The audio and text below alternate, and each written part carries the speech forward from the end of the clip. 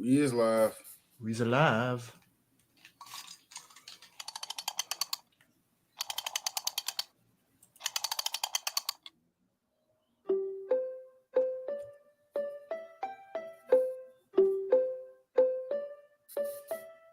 If this is what.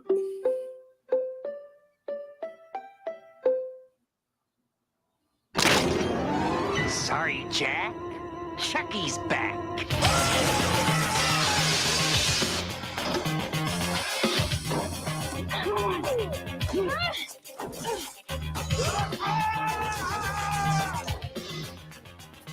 How's it hanging, Phil? Child's Play 2.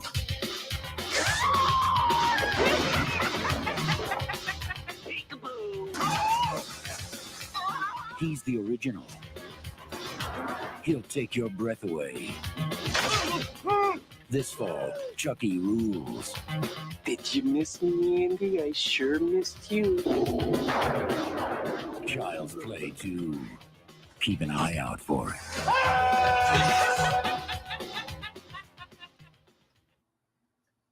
Welcome to 1990, ladies and gentlemen. Best fucking trailer ever. Dear God. I love how they gave away everything good. I'm like, what am I playing? Fucking Streets of Rage now? It's Like, back. How's it hanging, Phil? I love the stock. Hey, James, we need some music. All right.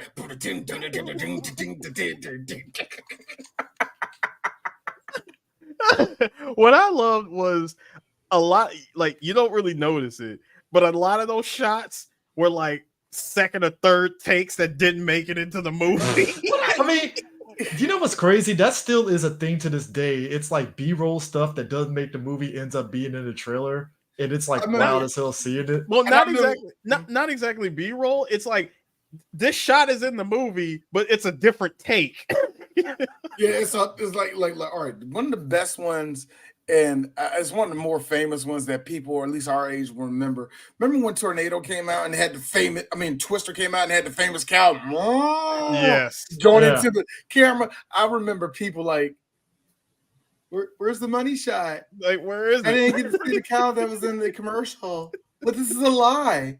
Yes, it's a heart-pounding thriller of a movie. Where's the cow? Like, people were mad at that shit, yeah. So in this case, They're feeling some way.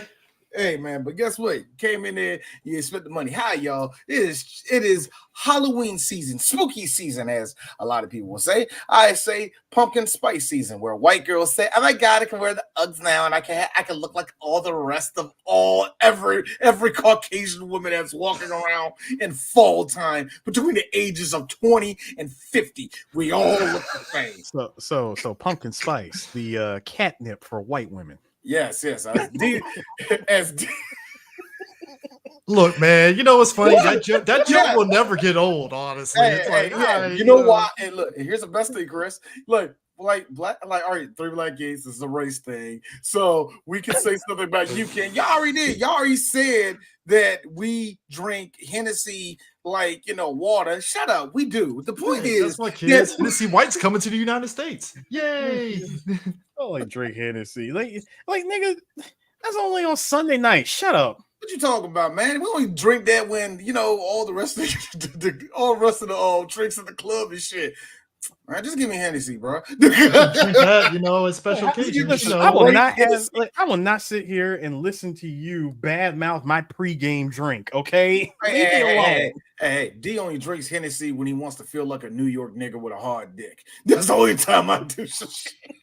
When it's like 3 a.m, you want to get a chopped cheese. Hey, yo, girl, what's up? Trying to bust this. Yo, what's up, girl? Trying to come through. Chop motherfucking cheese. About to hop on the train. Hop on this D train. Look, I gotta be honest with you, y'all. Literally. Hey, to all the girls who are in their 20s dating a man from New York who is clearly our age, stop. He got lugs and he wants to make you wear them. Stop it, okay? Hey, lugs. That man, hardcore hip hop. That man has a DOS effect. No, that man has a dead prayers collection that he's going to play around you, and you're going to say, "Can you play Drake?" And he's going to kick you out. I'm telling you right now, get out of the relationship. Anyway, so Can I go ahead and be that guy? go ahead. When everybody was rocking Tim's, I wanted to be different, and I actually got a pair of lugs. Well, that's because you idolize Funkmaster Flex. I didn't even know he was the one that was like front running that shit. Did you, Eris? You had the F shirt that he had at the time. I never wore a Funk shirt. Look, Eris, look. You better thank God. I don't Stop know. confusing me with our other friend, okay? No. You better thank God. I don't know. I know enough of Funk Flex, but I don't know enough of his merchandise to try to make fun of you. Just making up all this shit. Like Funk Flex had a line of hats. To this day, I'm mad that I saw one person ever wear them, and I'm like, dude, you are such. Where are you from? DC. Get that shit off your head, nigga. Ass boys be wearing fucking New Balances. This nigga wearing Funkmaster Flex hats. What the fuck's wrong? Yo, man, look. I don't know how we got on that. We're supposed to be talking about Charles Lee Ray. Yes, CharlesLee Ray has found a way. Competent ass fucking damn serial killer. This little nigga, literally, this small time person. I am so tired of the slander, sir. All right, Chris, I got a question. It's true. Yes, it is very true. 7 movies deep, a whole lot of bodies. No. In the interest of this episode. No. Let me go. We're 2 movies in, he's incompetent, all right? Still, but I'm saying as a whole, 7 movies deep, a whole lot of bodies. If you want to call that an accomplishment, but the main objective since movie 1, he is still an infinity on that. Okay? Like the nigga didn't even troll. Like I like how. Here's the thing, y'all. So I wouldn't be surprised sometime in the future he just gives up on that idea. But that's a future movie. We always bring this up, Eris. You could have got something like it's the first person that saw you alive. The first person you revealed that you were alive. Mm-hmm. You know, and at this point, I feel that all of them are dead except Andy. And look, the lengths that Charles Lee Ray would go to find Andy. And I got a better question though, Eris. Why would the toy manufacturer have, hey, got the little bastard's address? We'll keep it on you. Third in line in the company. We need to quench this story. And I'm like, bro, you could have just shifted it off as whatever. I know it's the 80s, but goddamn. Man, it's the 80s, man. Look, it's the 80s. People still think Hulk Hogan is the shit. So you can get away with lying. Technically he was. Yeah, technically. Mr. Nanny, I think Mr. Nanny came out later on this year, that same year. Mr. Nanny didn't come out for like 4 years. Mr. Nanny didn't come out in 94. 93. It's 1990. So what came? So Suburban Commando was the first one. Suburban Commando came out first. Okay, yeah, that's what I'm thinking of. Suburban Commando. Well, if you want to count No Holds Barred, it was No Holds Barred, then Suburban Commando, then Mr. Nanny. No Hold Barred. Then, hey everybody, hey Hulkamaniacs. I'm in Gremlins too. I'm breaking a fourth. I'm talking about a movie that he starred in. I'm sticking to that script. Okay, sir. Terry Bolla stars everywhere he goes. Terry Bolla, that's how his last name is? Yes, Terry Bolla. Right? Yeah, Terry Bolla. Because this morning was Bolea, but Bolea, that's what I'm saying. Bolla, it's all the fucking same. Look, Bolea.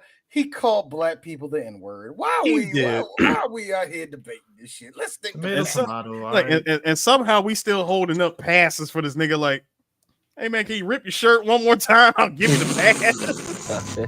It sucks, man. I'm shocked at the amount of black people that want Hulk Hogan dead in their mouths. Like, come on, man.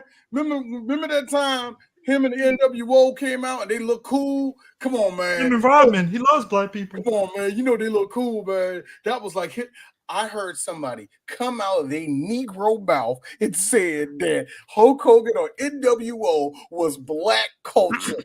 I heard a person of my skin tone that lived in this country saying, those are what we call the people of the land. morons. Morons. The common clay. The common common clay of North America. The common clay of the pioneers of North America. Morons. I love that line. The common clay. That means it's everyone. Anyway. But you know what? Yeah. So, guys, it's 1990. Mhm. The last one came out in 88. Mhm. Now, going off of this sequel, apparently this sequel picked up what? I want to say at least I want to say anywhere from like a couple of weeks. Like a couple of weeks after the first movie I ended. always took it a year. I don't think it would be a year. I know they don't count it as a year, but to me, I will give it the movie year. You know what I mean? I can't even give it a year because they literally took the burnt doll. Again, what toy company does this? I'm sorry. This is capitalism. Imagine if you will. This is pure capitalism. A fleet of Barbies attack one person. They all like found a way to kill all the Barbies off. And the dude Mattel come out and say, my God, look at all this profit on the ground. Get him up and put it back. They literally picked up this doll, just yoinked it up, hauled it back to the good guy factory, stitched this damn thing together, which I gotta admit, I will hand it to them in the way that they repaired Chucky, because first of all, you scraped off all the they scraped off all the burnt remains like this nigga was toast, and and then they put like brand new plastic, sprayed freaking freckles on them and shit. Hey, I'm like, bro. I'm looking at this. I'm looking at this. I'm like, yo, this is how some gunpla motherfuckers are gonna be born. Airs, real talk, looking at that scene, I'm like, yo, all right now you need to do is put this shit in portrait mode, have motherfucking Subway Surfers playing on the side of this shit. Do you know how many motherfuckers would get on TikTok and just watch this shit? That shit was cool. Even though the shit with the eyes were like, okay, that machine does not fucking exist. Stop it. But still, cool. No, that was by far the most cartooniest thing of the whole movie. They have like this giant machine for just putting in eyeballs. It's all right, look, quite funny. The whole little factory they had for Chucky. First of all, they didn't even put Chucky like through like the whole factory assembly line. It's like someone literally took the doll and said, book, book, book, yeah, book, book. That cool. It was cool. They just said no.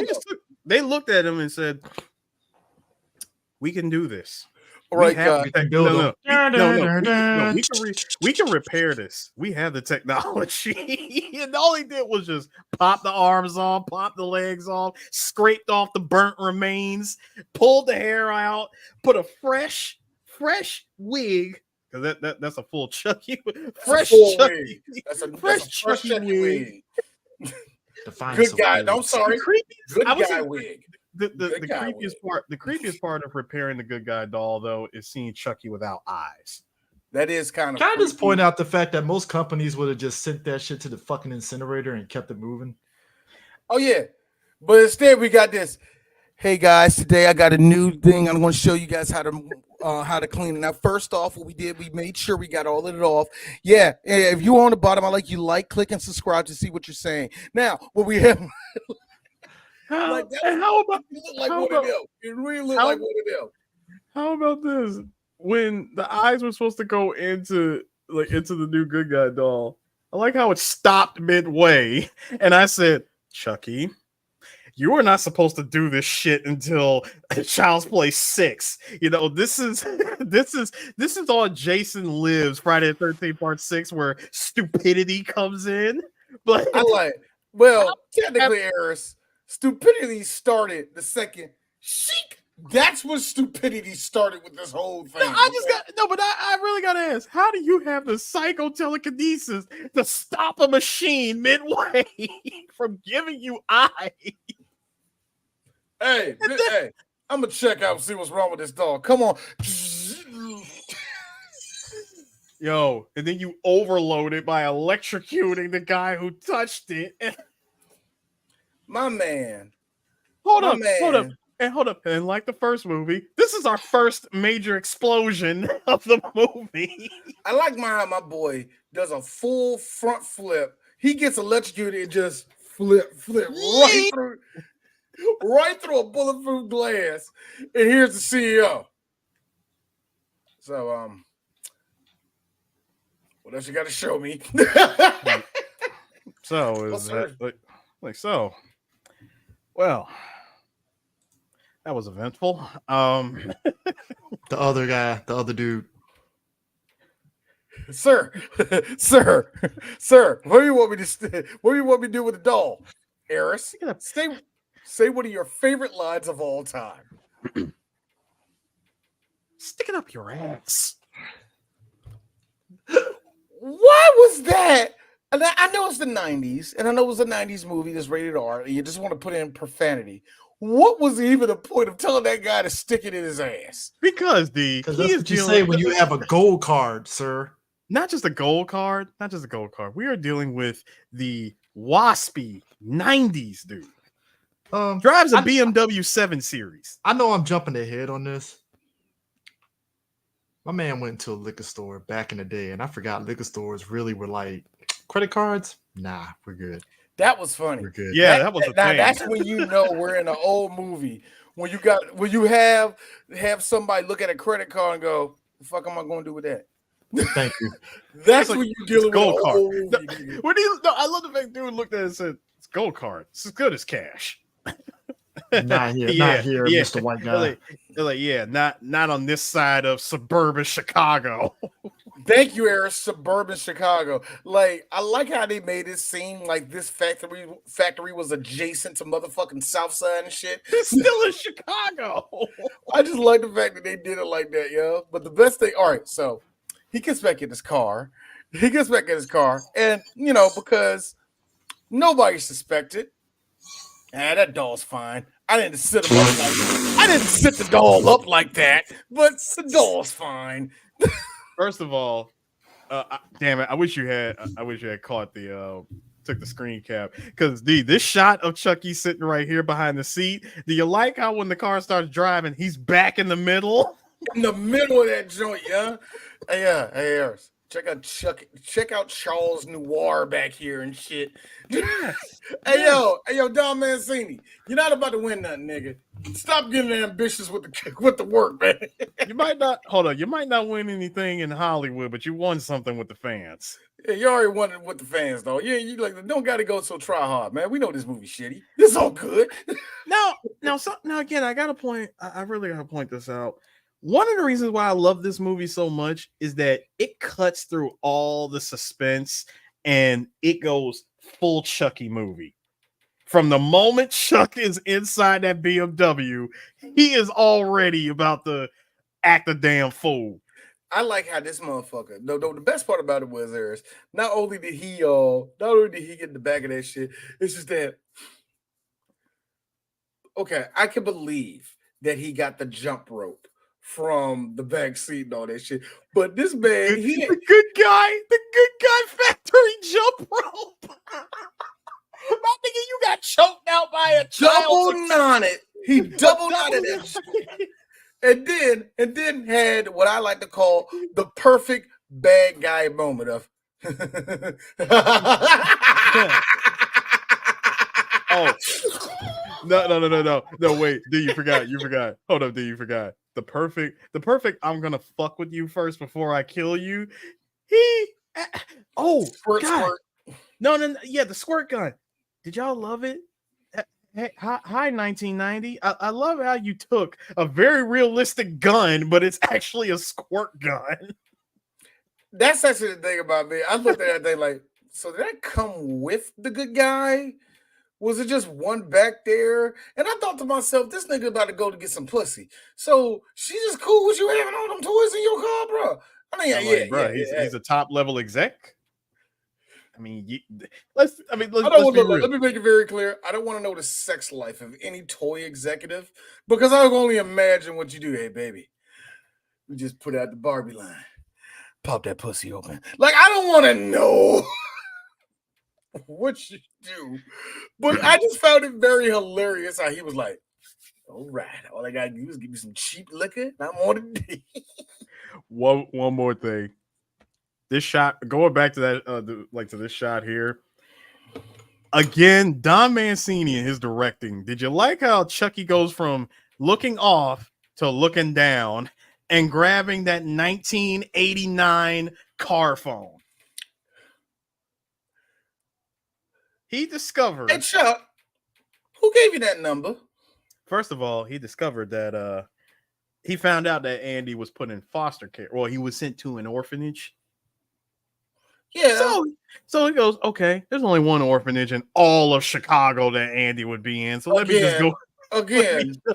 Let me call the operator and ask for this one. Let me ask for the child who is still under police investigation. No, he's not. Oh, they gave up? Yeah, his mom's in jail. We don't care. Hey, D. Bastard in foster care. No. Hey, D. You want to know why Catherine Hicks didn't return for this movie? I absolutely loved the exposition at the beginning of the movie. Like, look, man. First of all, the mother tried to sue us. She was threatening litigation against us. That's not going to go anywhere. I was like, first of all, with no actual evidence, the judge, they just laughed that shit out of court. Even the cops abandoned her, and they said that she was crazy.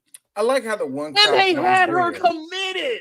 I like how the one cop that was there the entire time who got choked. No, one got choked out. One got stabbed and shot and lived. Nah, this bitch is crazy. Nah.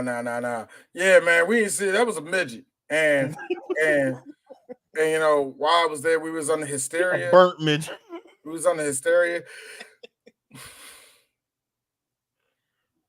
Look here. I just realized about that the burnt midget part, the burnt part. The speed of Charles is ridiculous because remember what I just told you about him and the in the words of Jurassic Park, cheetah speed. He's got cheetah speed.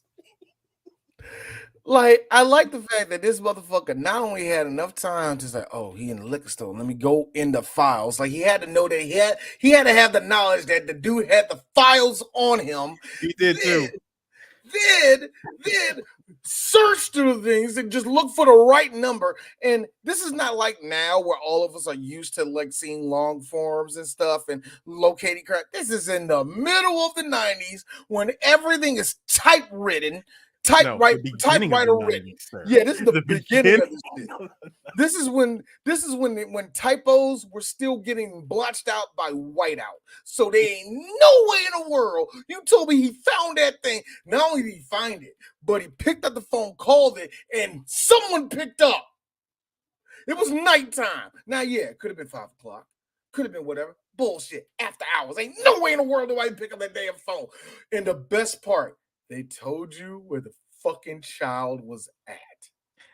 That would be this woman. But we'll approach that.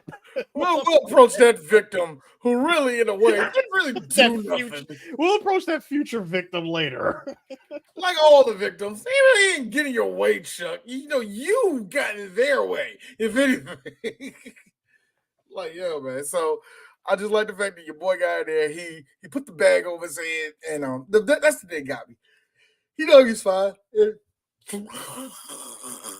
And Chucky is just laughing maniacally. Now, I got one question, Eris. I got one question. Much like I said on the first episode when we did Child's Play 1, I'm gonna say it again. You better be glad Columbo wasn't on the case, man. He would have came in there like so. The bag over his head. There ain't enough room back there, is it? No. And you know the thing that gets me. Remember that kid? Yeah, with the good guy though. Yeah. Look what's around his arms. Now I know it's out the same good guy factory, and I know we all said the mom and the kid were loony. But what if they weren't? Yeah, I'm gonna stay up late at night. I'll see you guys later. It's raining outside. I gotta get home. like I feel like one good detective be like, hey yo, that good guy shit real, bro. No. That's like double knotted. Somebody there ain't no room to choke this dude out. So they had to be somebody this like it feels like they should have. It was Chicago. I understand it was Chicago. Suburban Chicago. It's it was suburban Chicago. I'm gonna keep saying it. Eris. Who forgot? They were dealing with the terror of the white of the wet bandits at that time. So yeah, that wouldn't have. Hey. No, God, this was the same year. Yeah, this was the same year. Yeah. Bigger problems, bro. Bigger problems. Right? Much bigger problems. What? Hold on. There are rich people in Chicago Wait, stop, D. Technically, that doesn't exist. It's a John Hughes movie. That location doesn't exist. All right. It's Shermer, man. Remember? It's Shermer, Illinois. Harris. All right, if that's the case, Harris, then it's a movie. But look, the Blackhawks. The Blackhawks got a chance to make the playoffs. Like I feel like there was something more pressing in Chicago that was taking place. That it was like, the voodoo dude, he died a long time ago, dude. Why you bringing up old shit, man? Like it ain't him. We found the old voodoo. The one who, like the one we he blew up in the house, man. So why y'all bringing up shit, man? Why y'all bringing up old shit? Man, we found Charles' body in the toy store a long time ago, man. Like I don't know why y'all bringing it up. That was 87, man. Come on, man. I gotta go to the Bobby Brown concert tomorrow. I ain't thinking about this shit. So we got Janet Jackson's in town for some strange reason. I don't know why. I don't know why her and Bobby together. Anyway, we ain't gonna talk about that. No. Somebody told me they fucking. Hey, no, they not. Anyway. So after our second victim in under 10 minutes, gotta say, Charles he's off to a great start, doing his best, and then he does the second best thing by re-entering Andy's life. Andy at this point is ready for a new family, new everything. He's gonna have got a mom that kind of looks like his got a foster mom that kind of looks like his old mama, and he got a father who already don't want none of this shit. Now, I would like to point, sir, would you like to know that this is what 30 looked like in 1990? Yeah. But Garrett, I forgot his last name, man. Graham. Garrett Graham, yeah. Garrett Graham. Let me tell you something. There were like a couple of guys, man, in the 1990s that could do roles like this, like him, Groden, and a couple other people, man. Just really, really great at their shit, man. Just got this look like they're already over it. Like they're done with everything. The Shakespearean teacher from Sidekicks. I would like to say it. I would like to say, Be Robert. Still my heart. No, hold up. AD. Robert Parr, after he was told he can't be Mr. Incredible anymore. Man, bro. AKA Franklin Sherman from The Critic. I mean, dude, come on. He just looks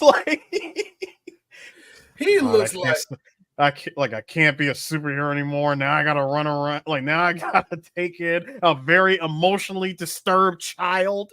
I know like I said, I mentioned a better actor right now, but he himself looked like he's any minute he's gonna go Beethoven. AKA another actor from the Parker Lewis Can't Lose show. Is he? Yes, he is. Chris, this is why I need you on camera. So you can have the shit-eating grin of Parker Lewis Can't Lose, though, D. Right? No. There you go. There you go. See, Chris, I would have also accepted you with the Cowboys jersey and the hat and the sunglasses. Nah. I'm saving that for Super Bowl when they win. Super Bowl. Saving it. Look. Could happen this year. Could happen when my this kid next is like year. 15 years old. I don't Hey, know. it could look. It could happen next year. Could happen this year. Could never happen. And you fuck off if you believe that last one was. Because you know that's what I only gonna win shit. Anyway. So, like He first of looks all, like he does look like a very understanding father. No, he's not. He's not. But Phil, we can take care of him. Fuck those kids. We can take care of him. We have him and we have Kyle. They're both good. We are good parents. Yeah, I understand that. But why? Why would you do that? Why would you do any of that? why indeed? No, here's the thing to get me. Phil sitting there like, and his face when he didn't mention murder. Nobody said that on the resume here. Murder. Wait. So that sounds like he still needs to be evaluated by you guys. That's exactly what it is. It's like, why are y'all looking to let this child go? But to be fair, gentlemen, that is very realistic to the real life situation of the child services in real life. Good enough. He just passed. Get him off. Get him out. It was well. I think it's because I do think it's because when Andy was being evaluated in front of the new foster parents, and they said, "So I love how they in more ways convinced Andy that Chucky is just a dream." Like, how do you do that? That's a lot of gaslighting. You know that, right? Andy. What, Chris? That's a lot of gaslighting. Oh, gaslight. No. Nah. Oh, God. But it probably was like, Andy, remember what we talked about? You have to talking talking helps the nightmares go away. Yeah, you're kind of right. So I had this nightmare. Hey, Andy, cut out all that Charles Lee Ray shit. We talked about it. That's the way they treated him. We told you, dude, fucking dog, get over it, kid. That corporation literally was like, hey, the mom put her ass in the crazy house. We're gonna quit this shit. I'm like, God damn, like, bro. That's why I said earlier, Chris. They had her committed. The cops even abandoned her because at first they were like, "Yeah, we're on your side. We're gonna be there for we'll back you up and everything." Abandoned. Hey, bitch, you gonna have to take yourself to the Cook County Detention Center, psych ward, the Cook County Psych Ward. Cook County though. Oh yeah. Remember, they weren't on the good side of Chicago. There wasn't the nice apartments her best friend went flying out of. Okay, you mean the one her best friend jumped out of? Southside, Eagle Street. Hold on, Ayers. You sound like those cops that told Andy that the doll was real. See, what happened was all the people that the guy supposedly killed, they just fell on some knives. That's what happened.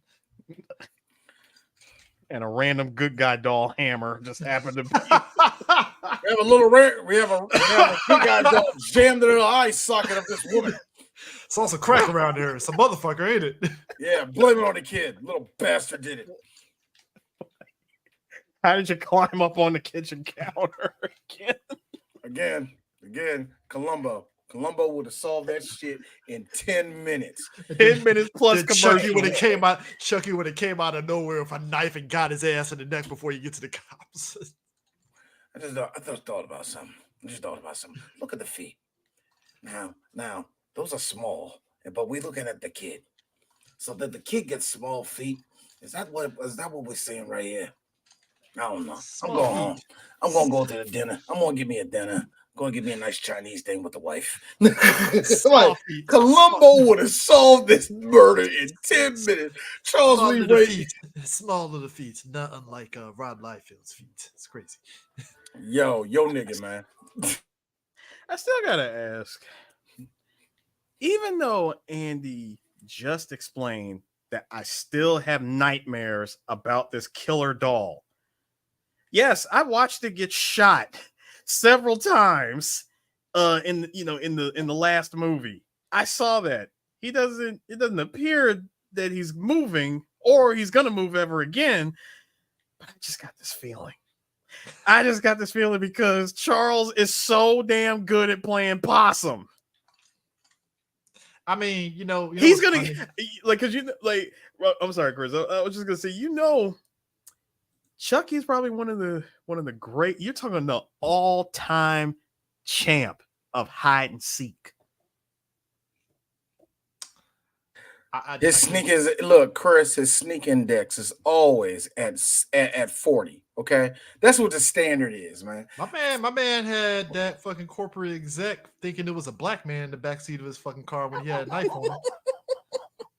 It was a gun, a very realistic squirt gun. Please don't Right. kill me. I got That family. I'm character, like, bro. no, guys, that wasn't realistic. Put that Derringer squirt gun down. Nobody has ever did this. Nigga gonna hold up I my would like to call. homegirl with a trigun. Nigga, like, stop it. A part of me would like to believe that squirt gun was a toy idea that never left the factory. It really didn't. It's like, all right. The toy squirt guns like that look realistic. I always wanted one, and I thought to myself, D, you're a Negro. They would have killed you with that. You know, I'm like, First of all, Yellow and orange. first of all, Tamir Rice was a real thing, nigga. Let's not do that. now hold on. This is 1990. First of all, you wouldn't get stuff like that at a typical toy store. No. See, you go to one of those off-brand stores that sells toys that look like the toys that you actually want. Great guy dolls. Yeah, the great, good enough guy doll. Nice guy doll. Best Nice friend. guy. No, best friend doll. That's the best one. I got you a best friend doll. This is stupid, Mom. I want a good guy. The tagline: "He's your buddy for the time being." By Curious doll. Friends come and go. Friends come and go. That's a tagline. That's a hell of a fucking tagline. My friend and me, we're kind of cool, but we don't see each other alive. My friend, my friend and me. My friend will see you for 4 or 5 straight days, and then you won't see him for 2 months. And then you see him later, and he will ask you for money. You're like, dude, what are you going through? And you be like, nah, dude, I just need like $10, man. Help me out. And you be like, all right, I don't know about that. Do you got a drug problem? You're like, no, I don't got a drug problem. Then you see the tracks on his arms, and you ask questions. My best friend is my friend. I can't do it. I can't. Of the line of toys that probably do. Nah, dude, I'm exist. good, bro. I'm good, man. I just like, hey, yo, you got like $10, man. Why you rubbing your arm, nigga? I'm good, bro. What you talking about, man? It's cold out here. It's 90 degrees. Shut the fuck up. It's 90 degrees. You got the money or not, nigga? Get your line nigga lips up. Wow, the dog called me a nigger. It's crazy. Wow, I think there's something wrong with it. No, it's supposed to call you a nigger. How long did you not give him the money? Yeah. That's that. Yeah, that will trigger the N-word in his, memory bank. No. Wait, hang on. Pick it up, turn it around, open the flap. Why ain't no batteries in this, bro? You stupid niggers! I will kill all of you. Hold on. Here's the thing gets me. And this is me, just being honest. And I picked up enough toys where it be like, hey, yo, Chuck, chill, man. Look, dude, I'm gonna stop moving. I'm gonna drop you. All right? Chill, nigga. Stop, man. Chill. Hey, man, come over here and help me, man. No, stop, bro. This is all you have to do. Jack Chucky up to a wall. He's done. Here's the problem. Done. Hold on, D. But here's the problem. When he's fully human in that good guy doll, apparently he has the strength of an adult male.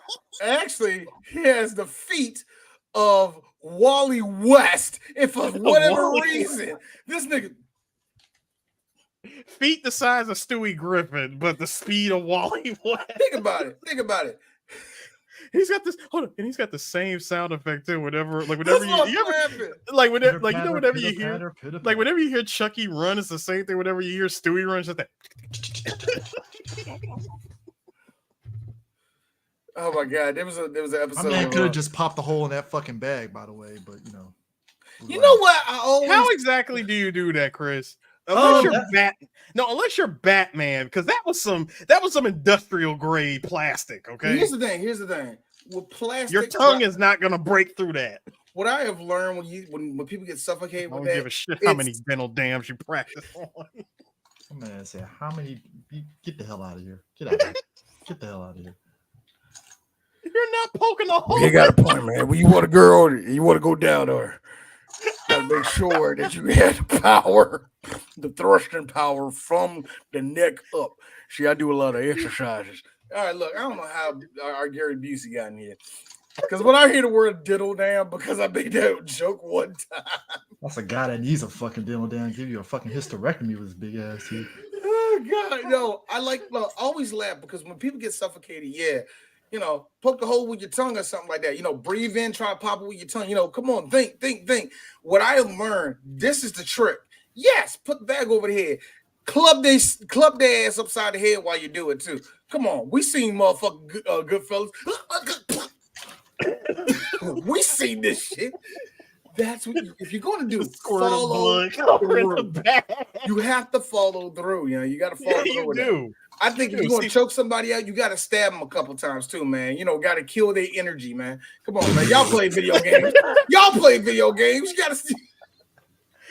Chucky doesn't, honestly, he enjoys the suffocation, okay? I will say this, Chris. Eris, I will say this. You were right.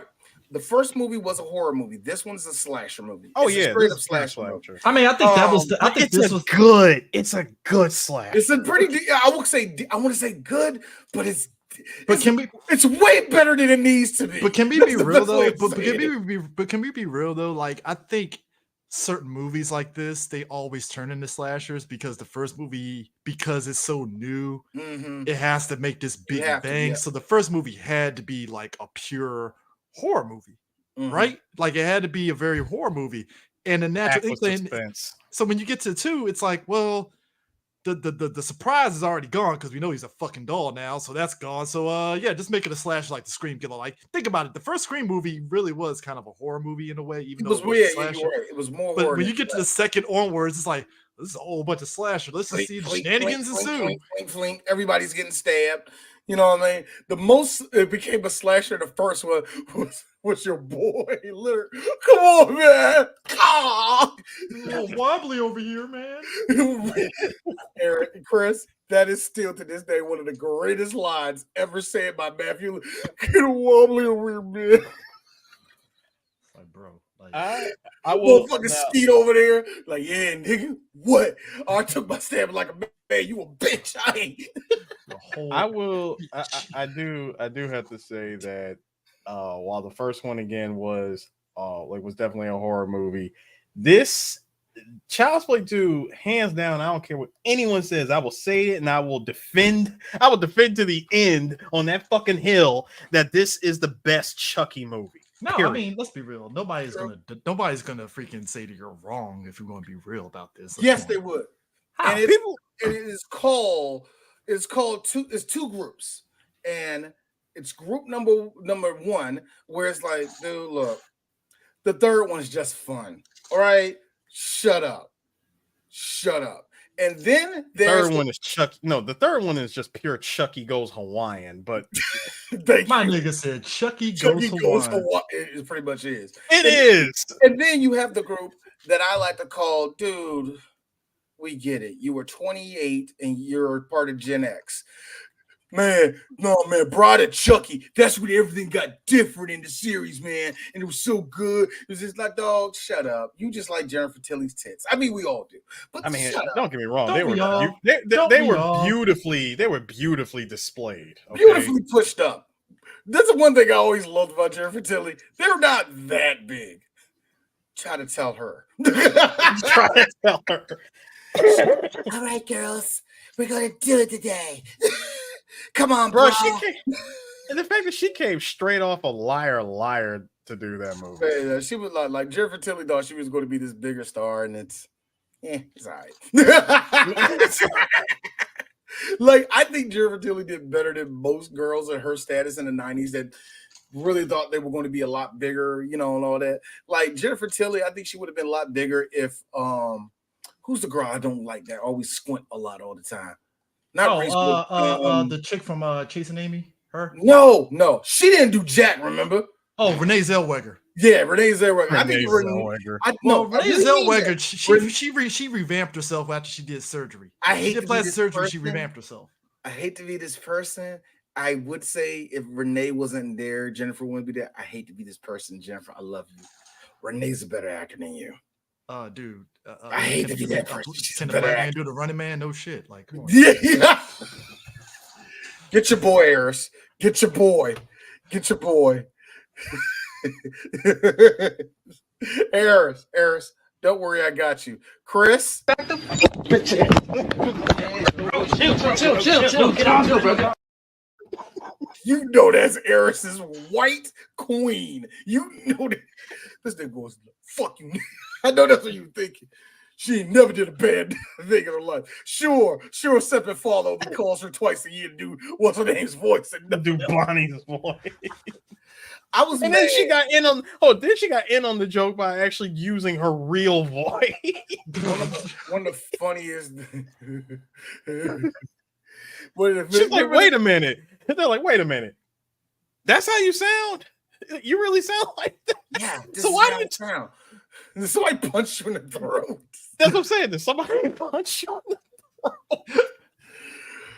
Oh god. Like I said, we talked about when we did Liar. We like Jennifer Tilly. We actually like her, man. Like I said, I love JT. Okay. She's a national treasure. she is, she really is. Yeah. I am just shocked that who's my girl right now that's pretty good? Paula. She played what's the name in what's the name? In the OJ junk show, Chris. White girl. Was it Sarah Pauly? Sarah Pauly. I'm shocked that Sarah Pauly curved off a career after the 90s, bigger than a lot of those girls. Like, because Jennifer was part of that group of girls, like I said, that were trying to get their stock up during the 90s. Right. I'm shocked that she was the one that got bigger out of all of them. Hollywood goes, here's the next It girl.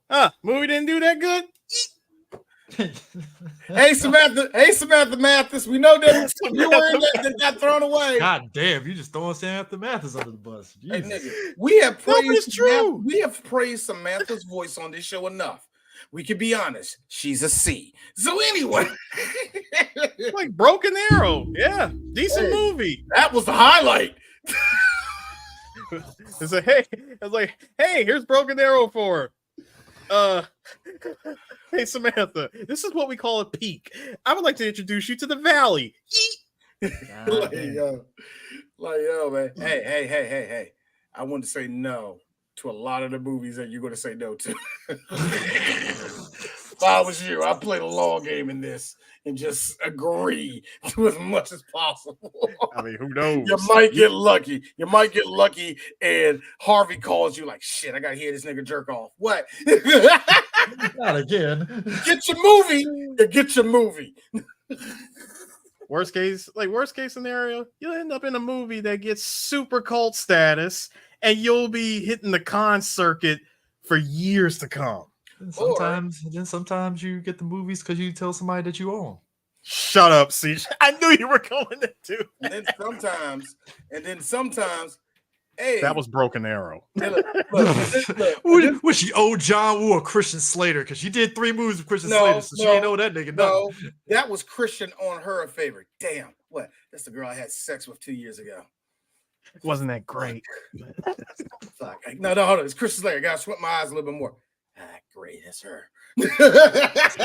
First off, he's lesser Jack Nicholson, so you don't really have to try. Look, we said it again, much like Samantha Mathis. No, I'm not pulling my hair back. I'm not doing it. We love the Slater. We love Christian Slater. For all of his midness, I actually like Christian Slater. I really do. It's the slate. It's the slate. I was just about to say Christian the Slate. It's the slate. like he is powerfully mid, but hey, man, if you can afford, I mean this, TV and movie executives, if you can afford Christian Slater, you're getting Christian Slater, and that's why I love him, man. He knows he knows that can be in the movie where he does a standing fucking somersault on a fucking person. I mean, that's right. I was projected to be an S-class actor, and I'm just slumming in D movies, being a C-class actor. But I'm Christian Slater, and you remember my fucking name. Yeah, he is the poor man's Tom Cruise. So yes, let's get him. Who knew? I'm in a movie where I get killed before LL Cool J. Didn't see that one coming. I gotta say, I didn't see the look. I gotta say, the blacks the black surviving and not the white. Christian, are you racist? Not at all. Not at all. Kind of. Like, not at all. Not at all. Kind of. Just to the men. Just to the men. Pump up the volume. Am I right, guys? Am I right? Am I right?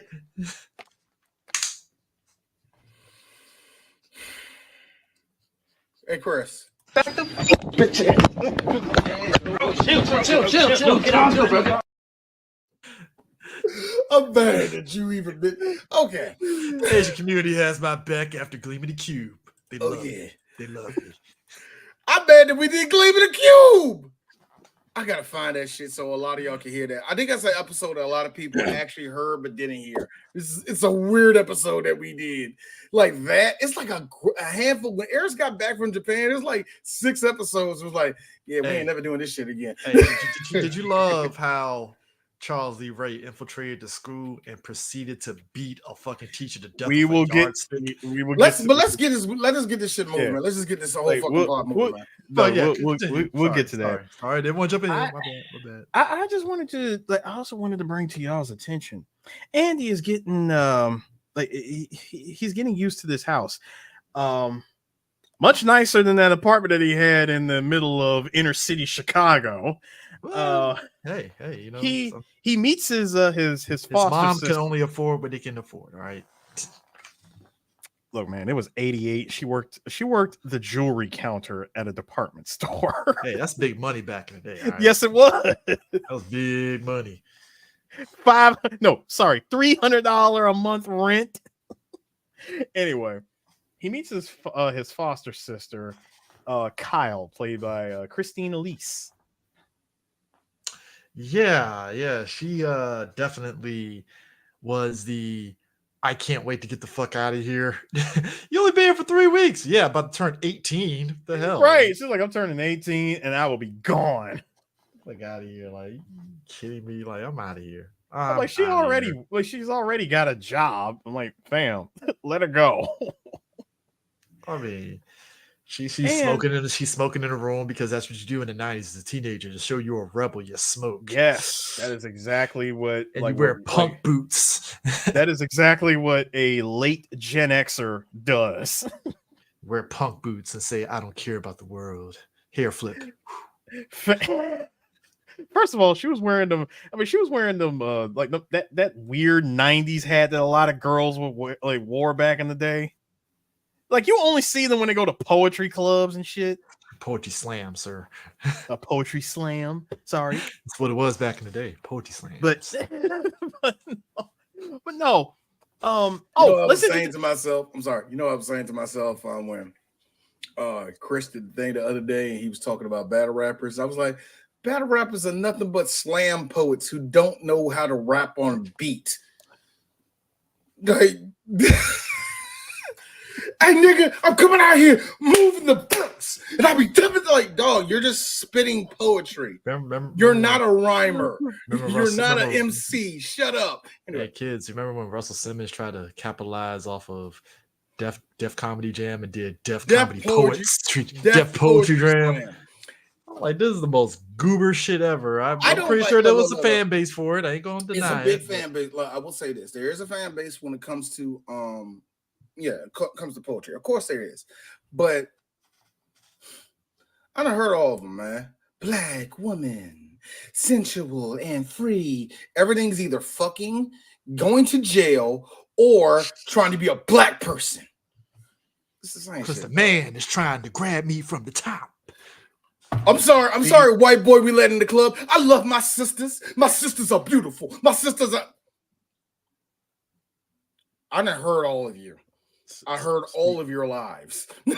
Listen, speaking of trying to grab some shit from the top, why is it that Andy decides that he's interested in a skateboard that happens to be in the closet? Hey, would you like some trauma? A freaking good guy doll. I gotta be real. The second that good guy doll fell on him, if that was me as a kid, I would have just screamed. I was not. I thought to myself, D, what happened when you dealt with trauma? And I thought about, all the real talk, the tragic shit that happened in my life. I either cried to myself or just just stood there just trying to analyze everything. If that would have happened to me, though, for a straight 2 hours, that's how it would have been. Andy seeing that random good guy doll fall to clear the fuck out of nowhere. My man. The nightmare begins again. That dude. He hauled ass out of the room. The trauma. The fucking. Like I said, you want to introduce some trauma? Fresh trauma? 8 years Nigga, old. the wound is still open. Like, why are you doing this? 8 years old. 8 years old, and he is like, no, just no. Get me out of this house. If anybody knows the exactly, yes, Hello Darkness, my old friend. If anybody remembers the old, if anybody knows this cult movie that came out in the either 80s or 70s, Nightmare City, at the end of it says the nightmare becomes reality. That's what it was like. No, boo doo doo doo doo doo doo. And all I need is that title card. The nightmare becomes reality. That was the only thing that was missing. Yeah, that was like, and here's the thing. Your boy, Phil, seeing this shit. I told you, this little bastard ain't gonna work out, baby. It's like, why the fuck did you get him, dummy? Like, listen, he needs way more attention than what we're willing to give. No, this is what happened when you have a determined wife that really wants to change his life. We're changing on Kyle's life too. Isn't that right, Kyle? Go fuck yourself. She loves us, so we can do this. Speaking of which, Kyle. It's short for Kyle Lynn. Only white people do some goober shit like that. No. Black people have moved into that avenue too. We call our kids Jackson, but we spell Jackson like 8 different ways, so it's still niggerish. So, I think there are some boy names you can give girls that will fit. Kyle is just that is unmatched to this day for me. I have not seen no other woman named Kyle outside of this fucking movie. You know what I mean? It's just weird to me. Like, yeah, you're gonna run into a dude that's like, "What's your name?" Ashley. For real? Yeah. All right, Ashley, let's go, bro. There's a guy, the dude from Top Boy, Ashley Walters. That's his name. And like Ashley. When I heard the name, I was like Ashley. But when you see the dude, it's like he don't look like an Ashley. Like. You know, look, I will say this though. Here's the bounce back though. All men who are named Shannon, they look like Shannon. They all look like Shannon. All niggas named Stacy. Yeah, that's a Stacy. Hard as fuck because they gotta fight niggas off because they make fun of them calling them Stacy. So now the one dudes that look hard as shit to me all the time are Sydney's. Any nigga I know that's named Sydney, that motherfucker needs to go to jail. just straight up. Every Sydney I know looks like a dude that either been in there or needs to go in there. It's like just straight up. Hey, what's up, Sid? Hey, what's up, my nigga? So what you do this, man? Man, my bitch is talking shit. I slapped this hoe upside the head. Yeah, bro. Sid crazy, nigga. Every Sid I have known is crazy. D just said that sometimes these niggas gotta go to jail, random abolitionists. But see, you gotta understand, you just feeding the system. No. He beat the shit out of that woman. He gotta go to jail. No, sorry. There are some dudes that they just. I'll make the rules there, son. Hey, Harris, you can cover your face all you want. We're talking about one of your favorite killers of all time. Chuck looked like a dude. Yeah. So my wife didn't make me lasagna. So you know what I did? I took her fucking Swedish macaroni. Swedish meatballs. The bitch made meatloaf with turkey meat. Who the hell? Turkey meat? Boy, Charles Leroy looked like a dude that will take the plate, stuff it in his wife's face, and say, "Yeah, now you fucking ate it," and throws it on the ground. I'm going to paint the picture here, D. The plate is so pristine. It's like the nicely cut meatloaf with the nice mashed potatoes. And have you ever seen the meatloaf where it's like 3 cuts and they're laying on each other? Hey, that shit, bomb. Man. That's when you know that meatloaf is bomb as shit. But here's the funny thing. Old men when portions are done right. Here's the funny thing. We say that, but we know white people in there cooking. Oh, damn, this going. Hey, where the hot sauce, man? Hot sauce. Every time I see them do meatloaf on top, I'm like, that looks good. Where's the I salt? can Where's tell. the pepper? I can Where's the garlic tell. powder? What the No, fuck? no. You know it's bad when you have meatloaf and you do this move. So how much ketchup you put in this motherfucker? I can tell. Yeah, I can tell. Yeah, give me some They get ketchup. that ketchup. like you just that- like put a little They ketchup get the in the motherfucker. no, they get the ketchup barbecue sauce mix as a spread to go across all three Oh layers. man, no, oh my god, that was like I said. But I know white people, they don't do it like us. No, not at all. They'll use the barbecue Not sauce and the ketchup as a combined force. You see, God, we're no. old. Yeah, It's like Chucky with his knife. You know, you just can't separate the two. yeah, you can't. You really can't. Speaking of separation, knives, and murderers who are only 3 feet tall, scaring children and shit. I like how Yeah. Chucky gets to the house. First person he runs into is his best man. Hi, I'm Tommy. Shut the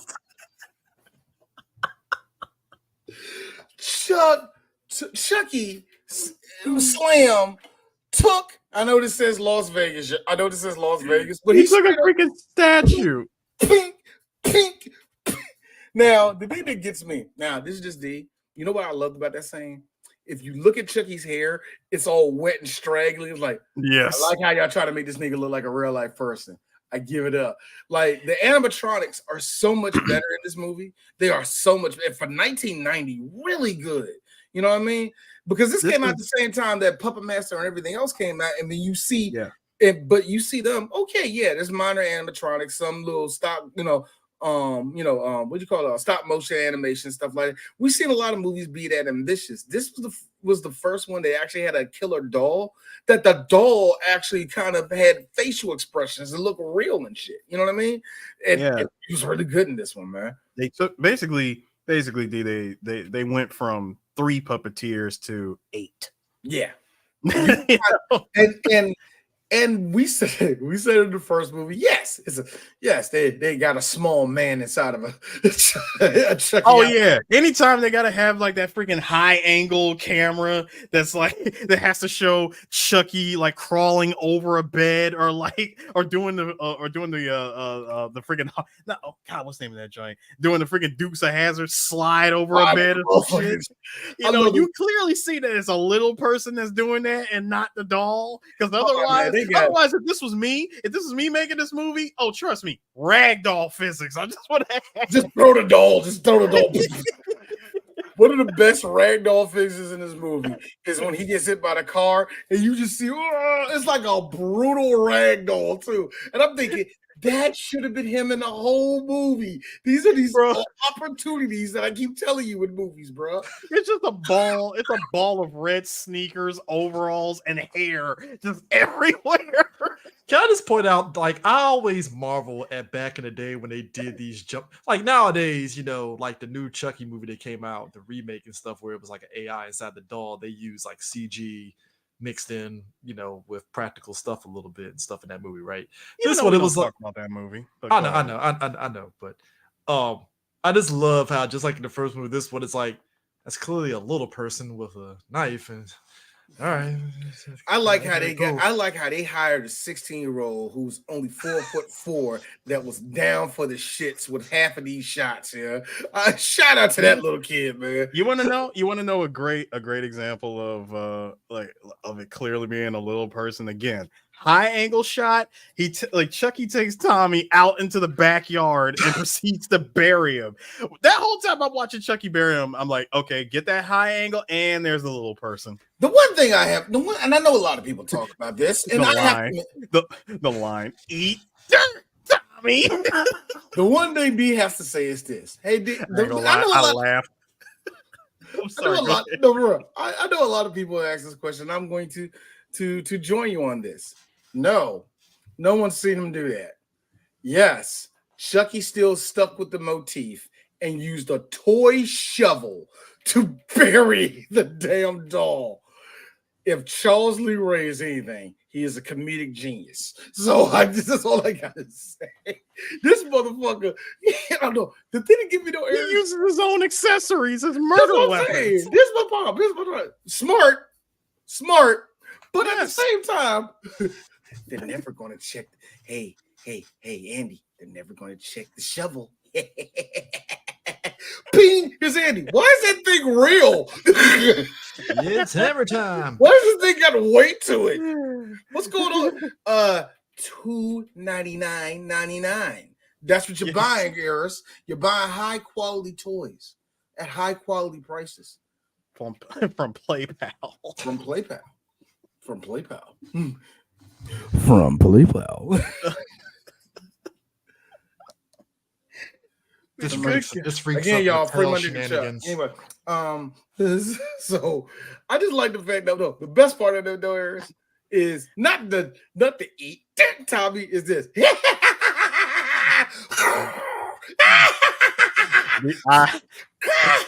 I'm like, yo, Trust Chucky, there's a quiet community. Everybody can hear you. I love the fact that no one can hear him. No, you know why? Solid Snake rules. He's laughing in the middle of a thunderstorm. Therefore, the thunderstorm is masking his laugh. Every loud cackle, he makes sure to do it every time. Can we just point out the fact that my man, and we talked about this offline, but my man took the time to tie up Andy, have a 30-second monologue of what's going on, Andy. And I'm like, bro, you could have started the seance already here, man. What are we doing here?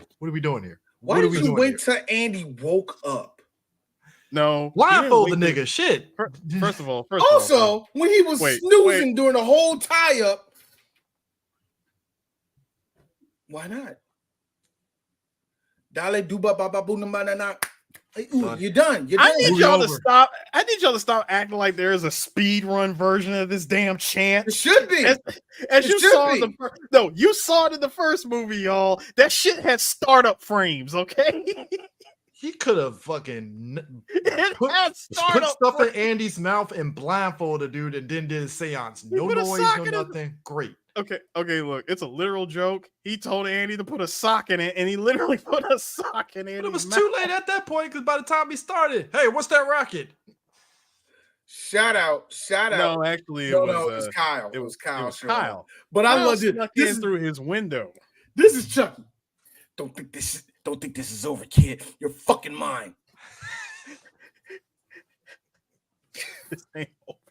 He's like, this ain't over. You think I'm gonna live my life as a plastic freak? The next time you're alone, you're mine. Chucky, Charles, you're wasting time. You're wasting time. I like how he hide said that underneath the bed. He said that shit like a school bully, like, come back tomorrow, your ass is mine. So I like it because Chucky is literally threatening an 8-year-old. Full chest threatening a child. First, again, more mental scarring. Did you miss me, Andy? I sure missed you. Hold on. I got a new game, Sport. He had the VP of the corporation at gunpoint and could have went into his body. Already had money and everything. You know what, Eris? We talked about this before. Now, we did talk about it. Or was that a possibility? Like, see, at this point in the game, it's just sole possession, so it's not necessarily he's not like the kid. No. It's not like the T-1000 where it has to be an object of an equal size. It's not like that. It's just sole possession period. Even though it would make sense why he was chasing after Andy because it technically would be an object of equal size. I don't know. That nigga went to a whole. I'm talking about the first one. That nigga went to a whole ass school. First one. Oh yeah. I mean, look. You can't listen. You can't fight life, real life. All right, 2 years have passed, and the little nigga got a little gross. You possess the body of a VP. You get the gold card. You get to fuck women. It's great. Like it's true. Become a serial killer again. What? Yeah, you think he's not going to become a serial killer again? He would be a full-on serial killer. He'd be a rich serial killer. Hey, Chris, much like a teenager with a gold. I would say Look, above. I would say above middle class. Upper middle Upper class. middle class. Serial upper middle killer. class. I'm about to say. That being said, Chris, come on, Chris. Much like a kid, much like any teenager that finally got a check, you get in the PlayStation 5. So, like, what's the first thing you're gonna do? I'm going to stab somebody. Have at it, Chuck. Have at it. Yep. Go ahead. Great point. Great point. At this point, it's one movie, but nigga, it's a grudge. Because you got outwitted. Hold on. You got outwitted by a 7-year-old. That's the part that's killing me. That's the part that's killing me. And despite all of that, gentlemen, Chucky the whole movie. Listen, kid, I'm going to get inside you. Can you pause, nigga? Like, every time with this kid, hey, Andy, how about a little bit of the Chuck inside? Like, stop talking But he's like speaking this. like, but let's be real, D. He's speaking like a pedophile serial killer. Come on now. What are you talking about here? But here's the thing. No, he's a full-on sociopath, okay? Pedophile sociopath. He says he wants to be inside of a kid. Soul, sir. He wants. Is he Catholic now? Is that what this is?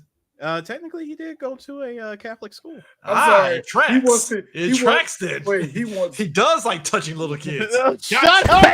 Bad touch, stranger danger. It all makes sense now. It all makes sense now. Your boy. Your boy. No, I refuse. Andy, where does touch you? He points to a literal good guy doll. Where on the good guy doll? My nigga was Where on the good guy doll he touched I'm me? burying the lead here for the third one. He was at fucking military school inside the psychiatrist, and he was like, where did the good guy touch you at, Andy? All right, son, get the hell out of my office right now. Get out. Check it out, son. Here's some pills. Get the hell out of my office. There's a Sylvia Plath album and a bottle of Ambien. I'm gonna turn around and whatever happens. Happens. Gonna let this fly.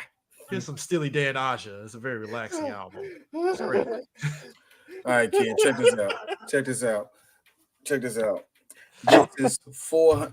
All right, kid, listen to me. I know you an orphan right now, and I know you want to run away from Charles. So I'm going to keep you on your toes. Here's 400 milligrams of Adderall. Shut the fuck up, kid. You're going to need this because you're going to need to have the brain power for this shit. I'm going to need you to focus. I need you to get the fuck out of Illinois. Illinois is just a state. Chuck ain't gonna look that deep. He gonna still think you in Chicago. I need you to leave travel that. He ain't gonna travel that far. Meanwhile, that nigga ain't gonna leave Cook County, nigga. I'm gonna need you to leave the state. Meanwhile, Andy in Japan with his overseas family and shit. Chucky like, where the fuck is this kid at? He's in Japan, yep. Chuck. Now, sorry. And you know what? He's gonna be racist about it. Well, you went all the way to sushi land without me, Andy. Ching chong ching. I'm over here with freaking Japs. You know he's gonna say that. You know he's gonna say that. First of all, first of all, y'all need to respect this man's resourcefulness, okay?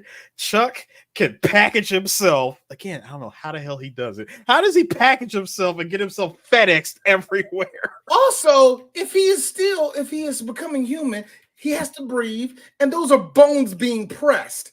How are you doing any of this? See, hold on. Here's the thing. Because it's the soul, it's inside of an inanimate object being the doll, meaning he's technically invincible. Why? And immortal. And in a way, immortal. Until he, well, I think they got rid of that whole. They had to get rid of immortality. Then they had No. They got rid of the whole "I'm turning human" shit. Like this was the last movie to do Can we that. be real? They wrote themselves into a box on that one. They really did. They kinda did. In theory, it sounds novel. Like you put a timetable on how long you can be in it. It can't be infinity, right? So they were like, hey, how about we make the stakes higher? Because you do that, you gotta do that in the second movie. You gotta up the stakes. Hey, I gotta get inside of a body before I turn human inside this body. Okay, that's novel. And then by the end of this movie, it's like, so he's dead, right? Dead. We're doing a third one. Yeah, because this is what happened. What? Don Mancini was like, man, I gotta keep this coke train going, bro. Yeah, I do it. Fuck. All right, cool. Yeah, I can write that shit, man. Don't worry. Mancini did write the third one, right? He did write the third one, though. I think he did write the third one. I believe he did. I think that's the last one he wrote, if I'm mistaken. He wrote that one. Oh no, sir. No, He's wrote the whole series. Oh, not really? the show. Yeah, even including the show. Even the show. Which, by the way, thank you for bringing it up. All the Child's Play movies. Which, by the way, thanks for bringing it up, gentlemen. Tonight, as of recording this episode, season 3 of Chucky starts. And directed the last 3 of the movies. I'm gonna tell you something. Real talk. Don Mancini is actually one of the more luckier people in Hollywood. Him and the guy that actually still Scream. But yeah, well, I don't know about Scream, but Saw. But I say even Scream, Saw Scream is still kicking. But Scream, no, I'm saying Scream was more. I'm talking when it comes to one director, one creator. Oh yeah. Because come on, unfortunately, the great Wes Craven died. But still, it's very interesting to see that Don made this movie on pretty much hopes and dreams of, hey, it's a horror movie in the late 80s. It's a killer doll. Maybe it made good.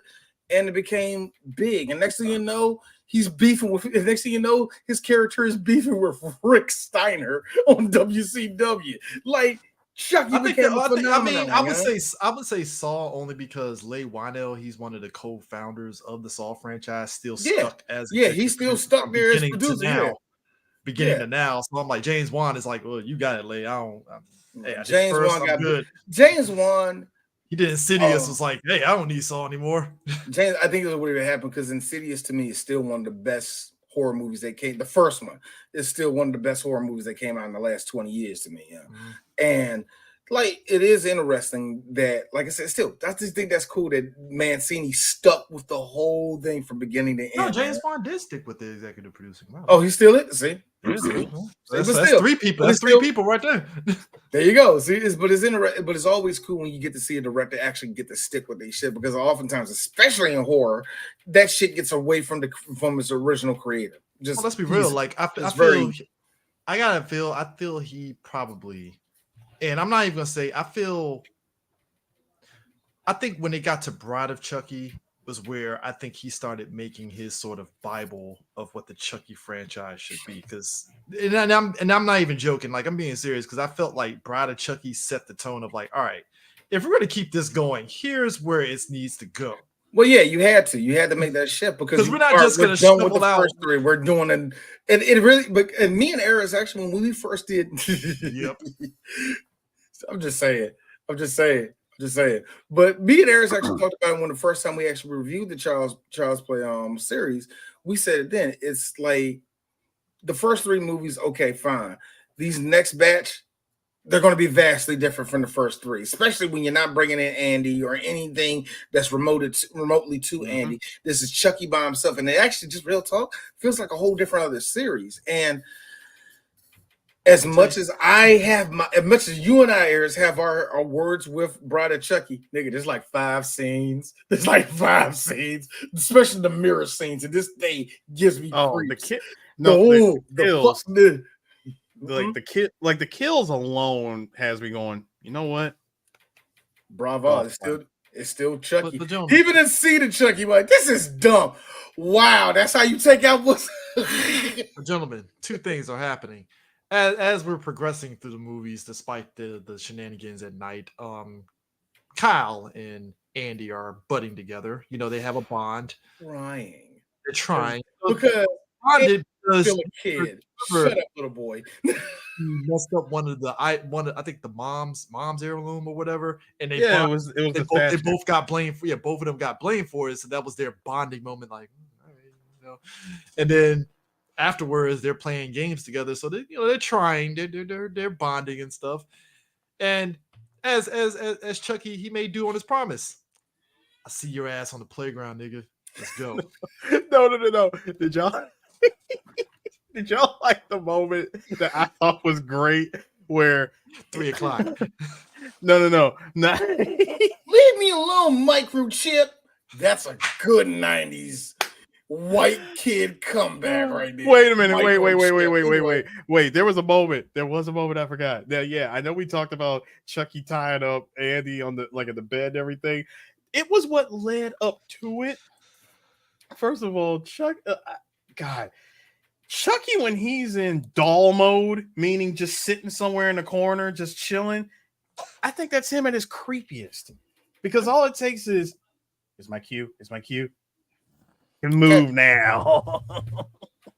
The moment he starts moving, I'm like, oh shit.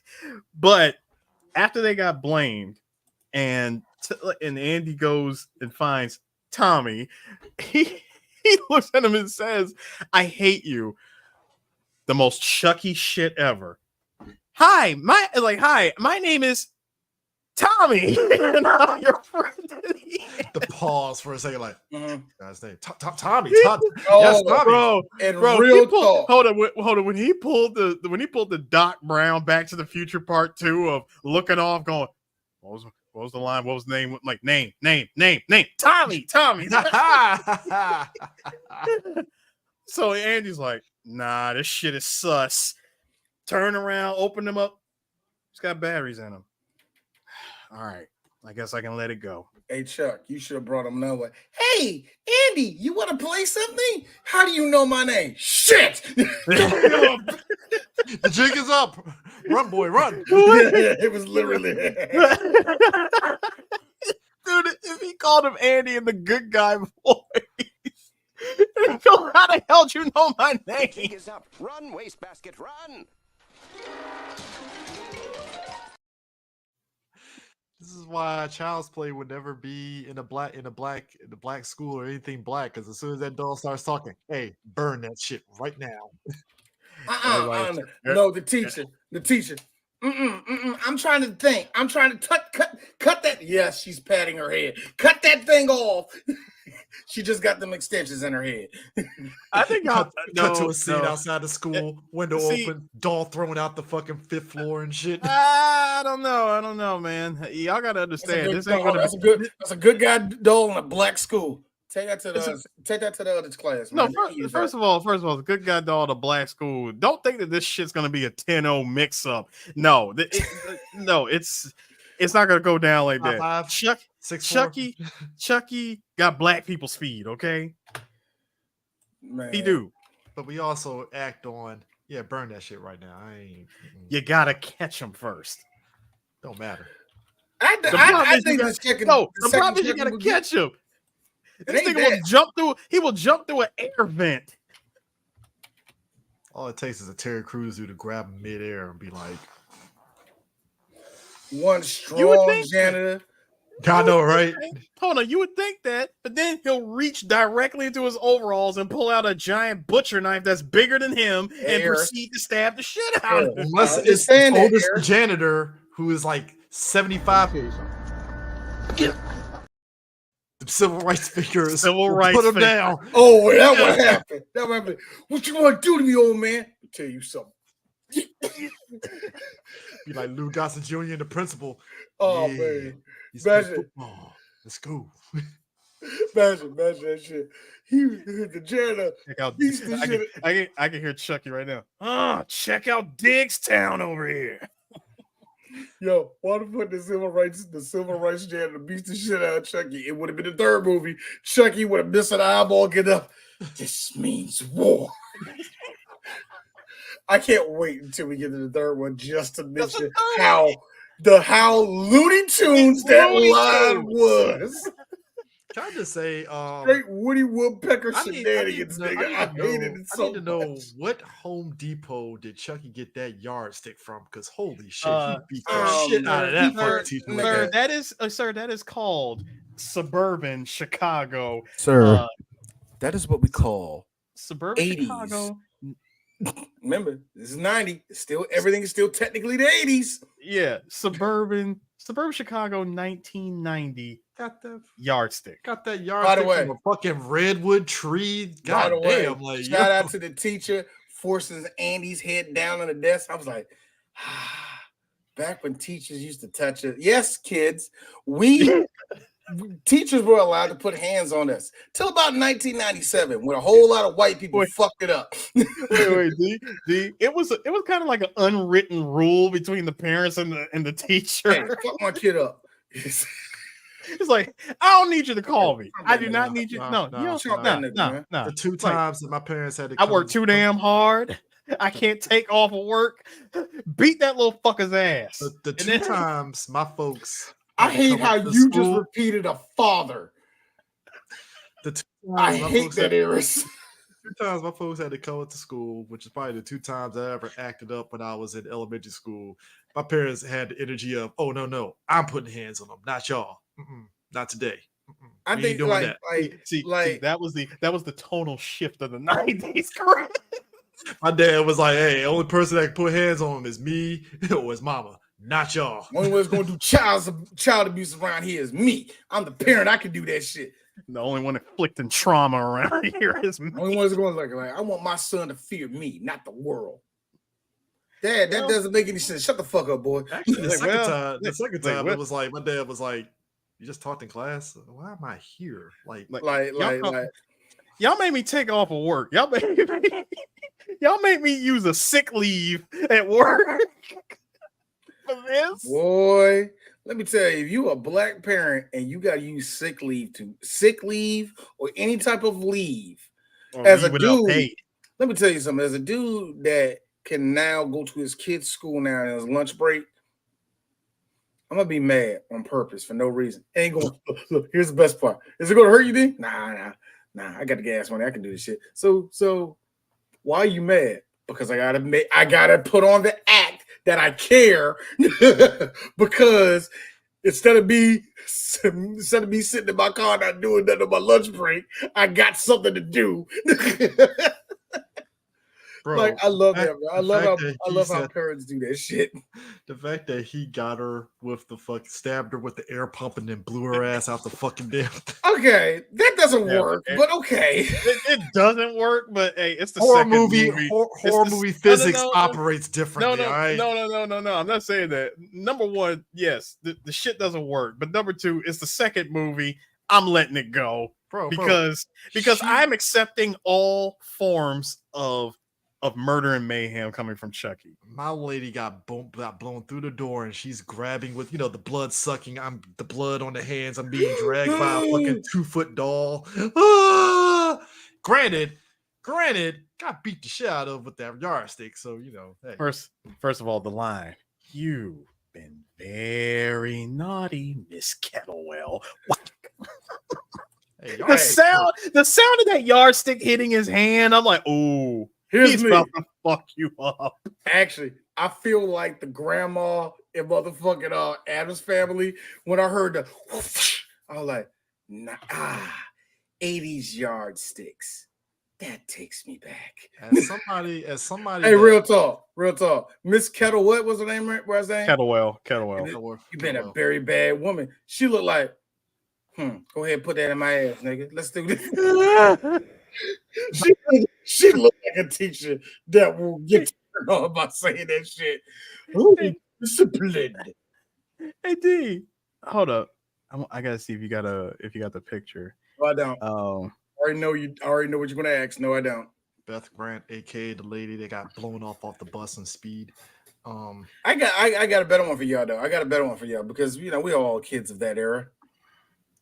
NOPD TUVWX. Who had the train? And I seen a classroom have the train I of think the when I was like, alphabets. I vaguely remember a couple of classes at Full Gospel where like some of the K5. Why I say K5? Wow, kindergarten. Uh, K5. I yeah, always thought the word K5. I wrote that down for my son. K5. This is stupid. It's kindergarten. It's kindergarten. But there's 3 different kindergartens, so you have to do that. But anyway, go ahead. K3, K4. Yeah, like kindergarten classes. I've seen those up top and stuff, and then first grade they're like, nah, we ain't doing that anymore. So I remember seeing one that said K6, and it was like I forgot which school I was in. It was a private school. It was K6, and the part that had me dying. I remember somebody saying like, "Why is there a K6?" Because they retarded. K6. That's like somebody saying It was like I don't know. I don't remember how it was. But I remember that's like that's some of these goofball ass moms. My son is 48 months old. Bitch, he's 4. All right, what the fuck you talking about here? should kill me. Dog. If your kid is older than 24 months, stop using months. Stop. No. Once the kid is Stop. 1, we ain't doing months anymore. I love We that ain't doing the extra, months Chris. anymore. Chris, I love your desire. I love your desire. You're going to be the main one. Oh, he's 14 months old. I will kick you square in the How dick. about no, sir? You're going to do How that. about no? You're going to do that. No. Because you know why? Don't put that You know on me. why? Do not Because put that hey, on me. Chris, I will. You know why? Because I said the same thing. I'm never going to use that. How's your son? Well, he's 20 months. God damn it, a year old. He's a year old. Yeah. I'm actively gonna stop myself and think for like 5 seconds. I'd rather somebody say. I'd rather somebody Chris, you're gonna say. be sitting there like Charles Lee Ray. He is a year old. You're gonna be doing Exactly. I'd rather somebody be like, damn, he don't know his kid's age, and I say it versus That me nigga saying stupid. some stupid shit. This nigga stupid. Like, hey, at least I know my son's I still age. think Nigga. I still think because by the time I got to my third son, oh, he's so pretty. How old is he? He a baby. Yeah. You know He's what? just a Hey, baby. D. You know what I want to do when people sit there and do when they ask me? Let me tell you something.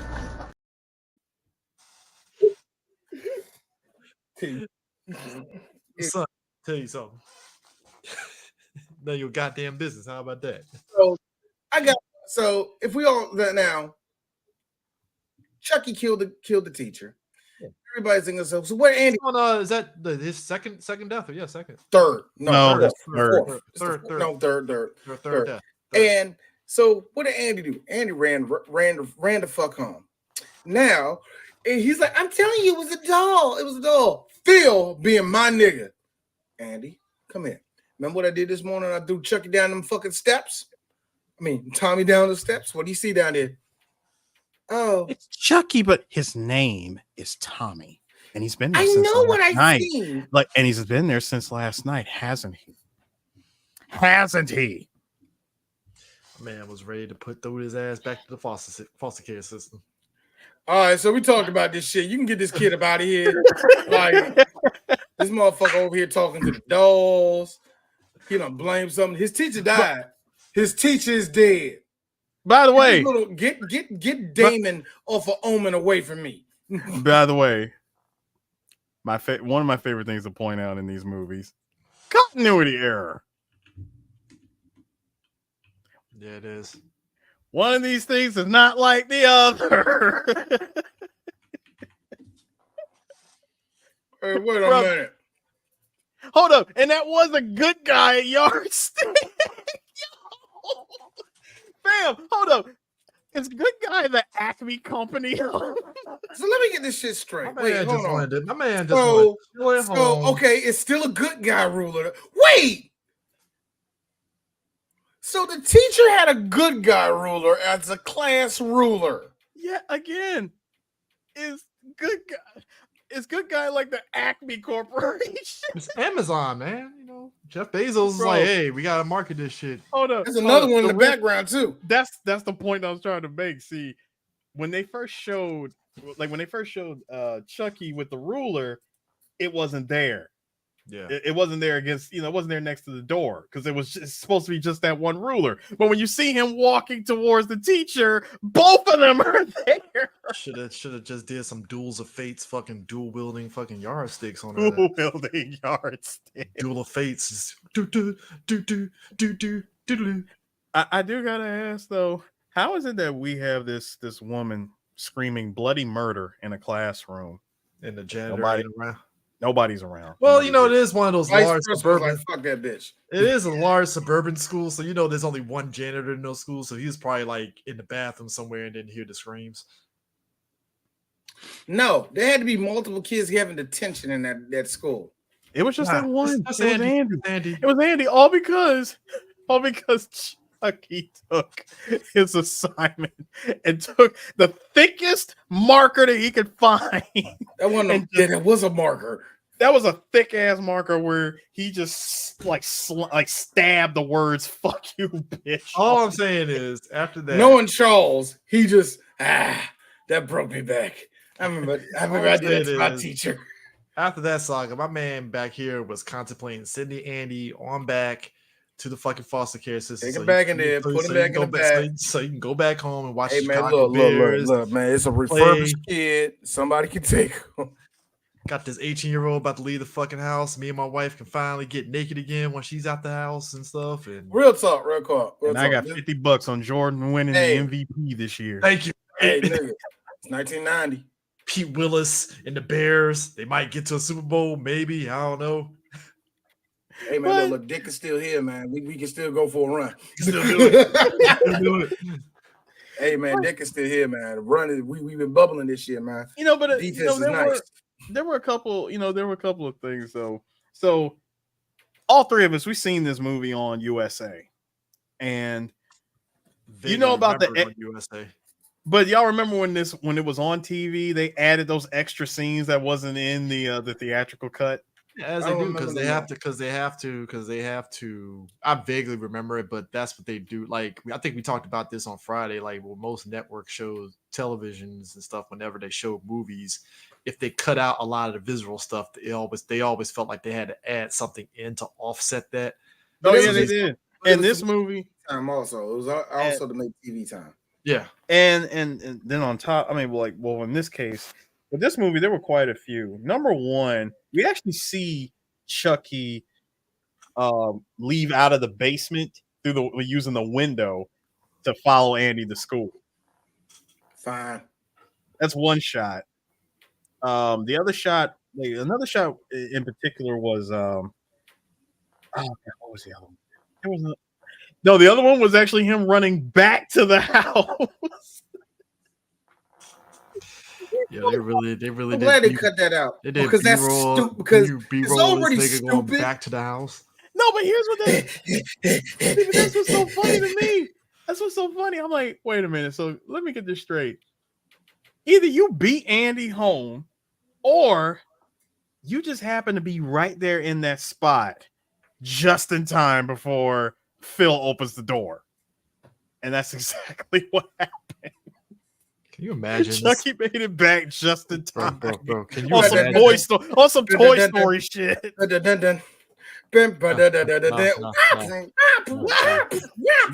Can you imagine Chucky getting on the fucking damn bus and just little guy hand on the pole bus? They're playing fucking lo-fi beats as he's on the bus.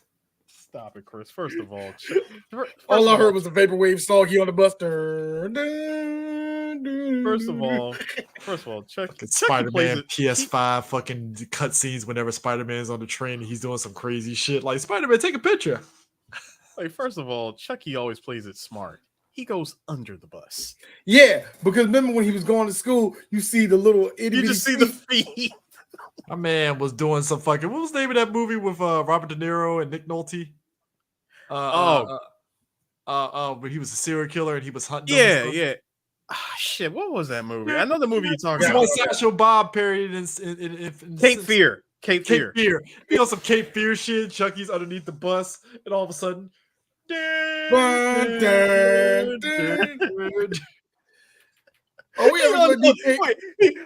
unhooked himself from the school. Yo, he used the father's belt to latch himself on, so he just like whoosh.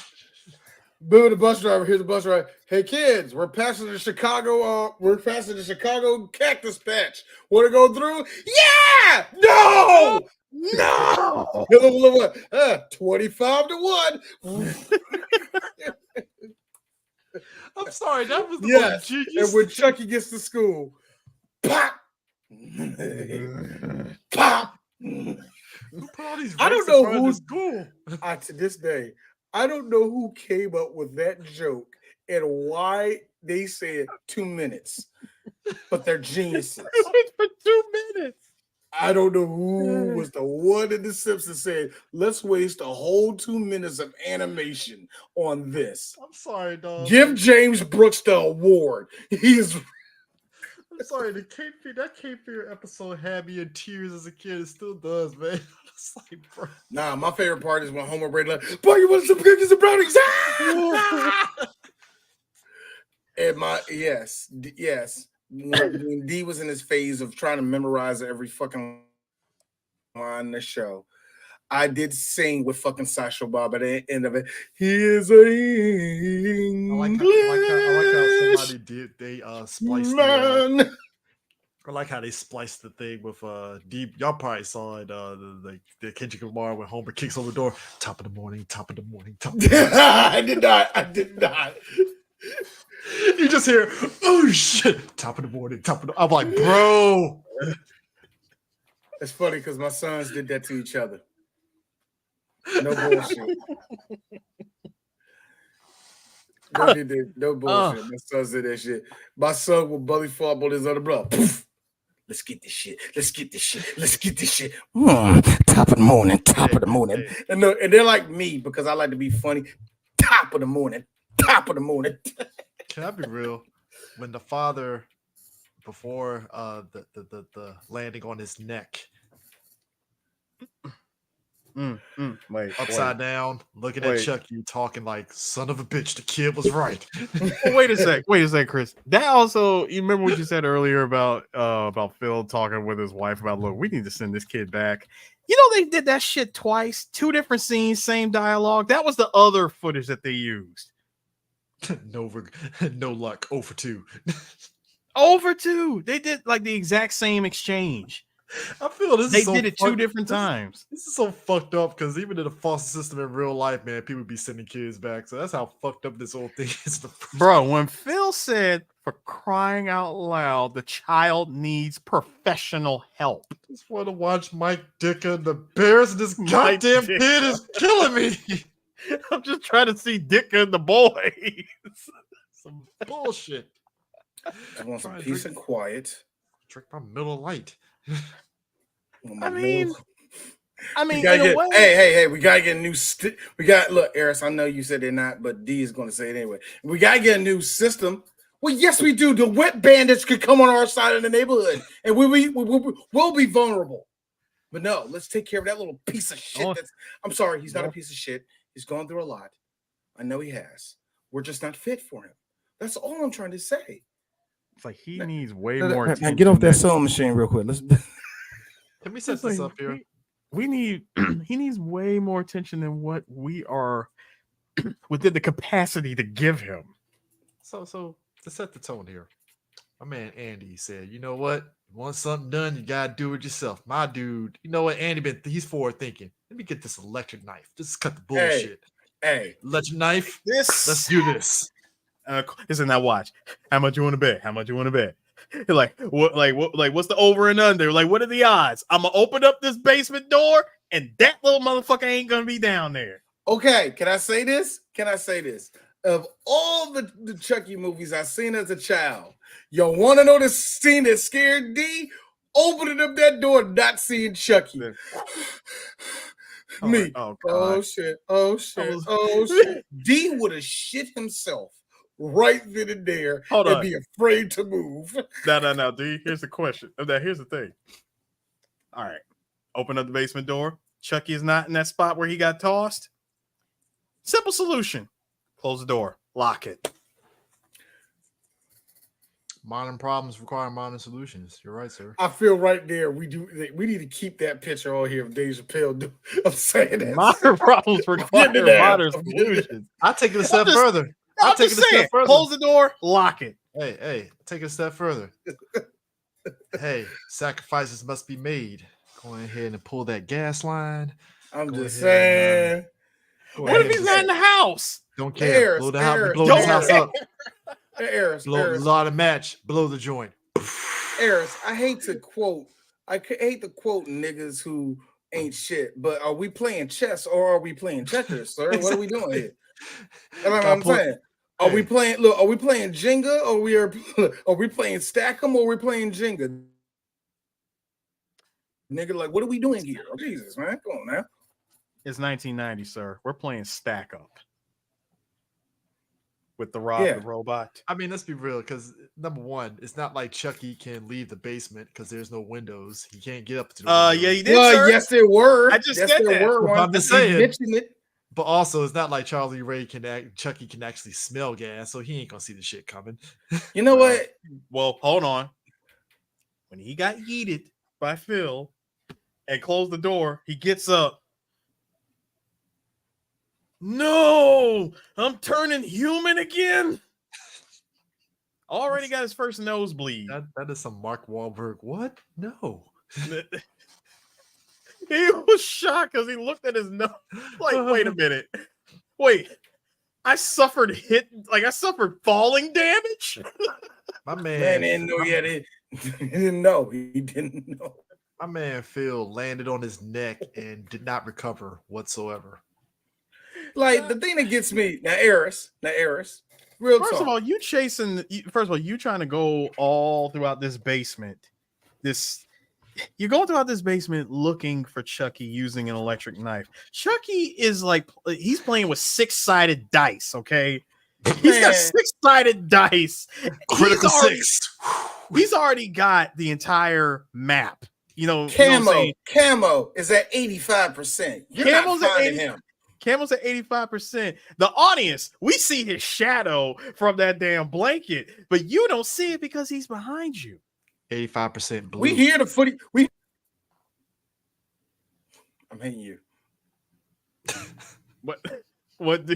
He said 85% in the blue. Yeah, it's 85%. And it got no, you didn't hear the last part. Blue, like in Metal Gear Solid 3. Oh, stop it. No. Here's the best part. And because this is definitely on some Metal Gear shit, this has to be Metal Gear Solid 3 on easy mode, because Andy, why exactly would Chucky be in the dryer? I mean, you never know. Here's the one thing I've learned. No, about why Andy. would he be? The Why would one he thing- close himself up? Kid in the logic. dryer? Harris, you got to understand this. Andy, he's a little bit retarded. Just a little bit. Just a little bit. I like how It's kid dumbness too. He's hiding in there. Of course he wouldn't be hiding in there. Yeah, dumbass. Now look behind you. Hey, look, man. Hey, look. Actually, it ain't even Chucky. What's the name of that new movie that came out with the AI doll? Meg. Yeah, Meg. That is surreal shit, and those are real. Love me. I love that movie. Something You that's remind in me of real Chucky. life. That's something that is actually legit in real life, like actual. Hey, who's that? That was our girl Rose. Hey Rose, check it out, girl. Check this out. Yeah, I do too. Yeah. I do too. But check Shout this out out, Rose. Also, shout outs to Rose. Shout out to Rose. Check this out, girl. One thing I will say is this: you said lifetime. You never had the trauma of your Teddy Ruxpin waking up in the middle of the night, going, "Ha ha ha!" That scared the living crap out of me when I was like 9. I was like 5 or something. I threw that thing away, man. No, D, stop. See, first of all, that shouldn't give you Chucky nightmares. That should be on some Akira shit. Here's the thing. Yeah. I sat there. I've sat where there. Where your Teddy Ruxpin is bleeding milk. I don't think I remember. I don't think I mentioned this. I don't think I mentioned this in the first when we did Child's Play 1. I had Teddy Ruxpin and Big Bird. You had a Big Bird one? Still got it. Awesome. Still got it. It's a collector's item now. At this It's point, definitely a collector's item. I mean, but because no, Teddy Ruxpin went through hell because some of my younger cousins decided to like. let me body tell flip you it something. and If throw there's an shit out. body slam it. oh nigga, Hey, I the did mouth, the the same mouth thing. was missing. It's like, bro, like that shit has went through war. Chris, niggas don't know how easy it is to break that. Mouth was very easy, man. Big Bird though stood the Jesus test of Christ. time. That shit got dirty as my mom cleaned it Come one on, day. Chris, DDT me. I'll survive. Hey, you ever put a rap album tape inside Big Bird? Greatest I shit ever. Hey, I remember Greatest putting shit in ever. Just the mouth moving to the rap songs. It's crazy. okay. Another thing. Every time I go, hey, no bullshit. My big As I sister, combine it. my big sister took my Teddy Ruxpin one day, right? I go down the basement. I'm like, where do you have it? I look at the Teddy. I can't sleep at night. I toss and turn. And he just flapping his mouth. He wasn't following the words. If you need a boombox and you don't have one, you get one of those. You get a Teddy Ruxpin. You didn't even talk to me. And it like gave up. It just stood like Bro, I like how the line for Diana is this little kid took my husband. That could have been an accident, but somehow Wait. Hold on. First off, the setup. Gentlemen, the setup. Before he decides to Shout out to the fit. Shout outs to the fit. pajama game. Yeah, on the point. pajama game. Hey, yo, Philip. Hang on. Hang on. Wait, sirs. First of all, after Andy gets tripped up by Chucky, how do you lose the weapon? Like I know he's a kid. He's a kid, but bro, you lost a knife, right?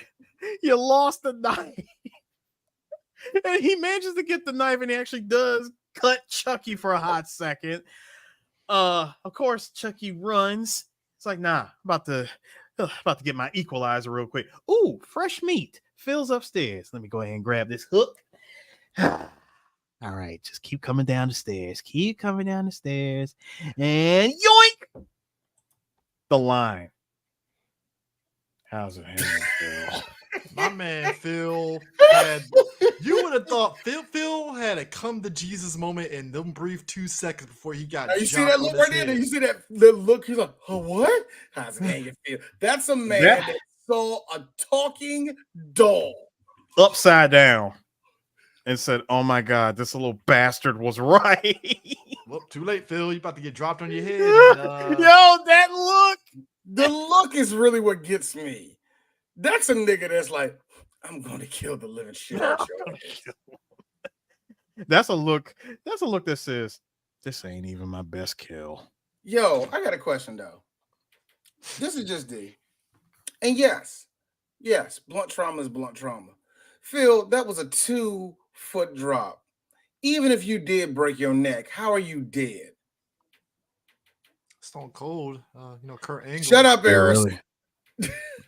You're really gonna question gravity. Yeah, I am. Kurt Angle won a gold medal. Kurt Angle won a gold medal for broken freaking neck. Stone Cold continued his match against Bret Hart with a broken neck. Dog, one of the greatest things I've ever seen was a robot. Owen Hart gave him the broken neck. Don't matter. Owen Hart ended up. Well, let's No. Let's do this. He suffered the field death. Sorry. Hit the turnbuckle. Done. It sucks, man. But Owen Hart's wife is come after me. She don't listen to 3BG. What are we talking about here? Chill. Get on, bro. Dark side of wrestling. Owen Hart continued. I am so mad you said that Owen Hart got. Yeah, he saw the booty. Hey. If we really want to make the joke, don't worry, I will make the joke. Owen Hart and Phil in heaven. Look at us. Hey, look at us. Look at us. Huh? Who would have thought? Not me. No. let me be the one. Let me be the one to throw myself on the grenade. Look, I can see their parachutes. They're okay. You know, I Second. had I can see his parachute. He's okay.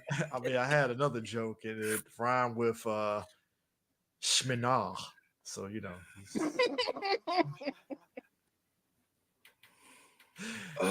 Leave it at that. But no, man, I like how Joanne just really was just like, you killed my husband, died. That's it, kid. Get your ass in the car. We're taking you back. She looked at him and said, "Get away from me." Look. Much like Aldous Hodge and Invisible Man, where it's like, I can't believe you. The fuck's going on though? Kyle, hey Andy, come here. Like, yeah, you're a weird little shit. Something ain't right. I'll give Kyle that. She had this little like, something ain't right. None of this. No, Andy actually gave her the best advice ever. He knew for a fact that he was going back to the orphanage, and when their last, well, at that time, their last moment together, Andy tells her real quick, look, he's still in the basement. He's still in the house. Don't let him get you too. Message. Just saying. Oh, she took that advice because she went out back, took the doll. Well, first she finds the doll, chucks it in the trash can, and then decides to go for a swing. She's swinging, she's smoking. Then I like how she's having wait a minute, 90s smoke. Yeah. Then she now you notice that as she's swinging, her feet are kicking up the dirt of a freshly buried Tommy. And number one, which by the way, I like how Chucky looked at it when they were swinging on one time, like Chucky was like, shit. Oh shit, I ain't bury him deep enough. No, it wouldn't have buried him deep enough. He's like this. I had this whole fucking yard and I buried him. You buried him in that spot. That's true. I like how the whole yard. But that's the thing. Look, you ever had a dad tell you that all this yard space, and you chose this one patch that's in front of us right here? I told you to put in. I told you to dig it up, son. Yeah, you did. Where'd you dig it up? Right here. We're not even outside the back. This is not even technically the backyard, and you had all of this. Still, you didn't measure. You didn't measure. You didn't even measure. Imagine why his arm is out, son. I can see this shit. Do it again. Do it again. Kyle had that. Kyle sat there and was like, "Oh shit," and he was telling the truth. I got to warn fucking Joanne. Then she sees the body. Bro, first of all, when she grabbed the Tommy doll out of the ground and noticed the busted up face, she's like, "What the hell?" Runs over to the trash can, like, "Oh shit, let me open this thing." She opened the trash can up. Chucky's gone. Like, oh fuck, he's in the house. Oh damn it! Joanne's done. Joanne is done. I just the idea. And you know, I knew the sewing machine was going to play a part in it when I saw in the beginning of the movie. By the way, that old singer she had, that thing will outlive all of us. But my mom had that singer all the way through high school before it finally. I'm not talking about and Chris is gonna know what I'm saying is I'm not talking about them big ones that came out in the 90s, them industrial, not the big ones. No, I'm talking about the one where you had to press so it can go. Those motherfuckers are. If you got an old one and it's kind of beat up, you can get people to fix those motherfuckers, man. And it's worth the money too, because those joints are gonna last forever, man. But anyway, the one thing I'm impressed with is this. Like now, Charles, first off, how? Just how? I want to know what deleted scene exists where we actually get to see Chucky kill her. Also, real talk. I like Charles. If there's nothing you're good at, I will say this: knots. That's your shit. Yeah, that's the thing. Tying knots is a shit. You're not going to beat a Chuck. You're not going to be a Chucky knot. All right. You're not going to be a Chuck knot. All right. Just put it out there. I'll tell you one thing: if if they had Chucky on board, the Orca would still be here. I'm just saying, man. We had Chucky still on board, man. Shout out to anyone who knows that reference. Hey, man, look, Chucky in the past life, right there. Chucky in the past life was the main one saying, "I say we hang him." That was Chucky. No, what'd you say, Chris? That's a hell of a pull right there. God damn. Oh, yes, it is. I'm just saying. Richard Dreyfuss wouldn't need to tie up shit.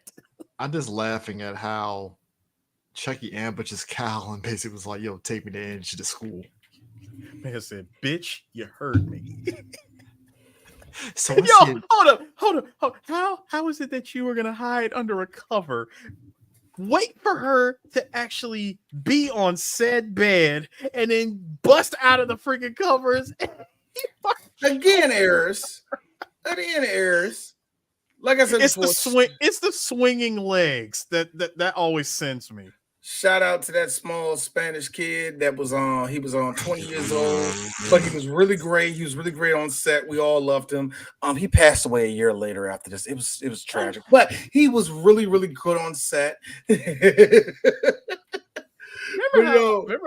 like how he errors. What are all you? this thought? I was gonna say, remember how all of us thought that was Warwick Davis as the suit actor?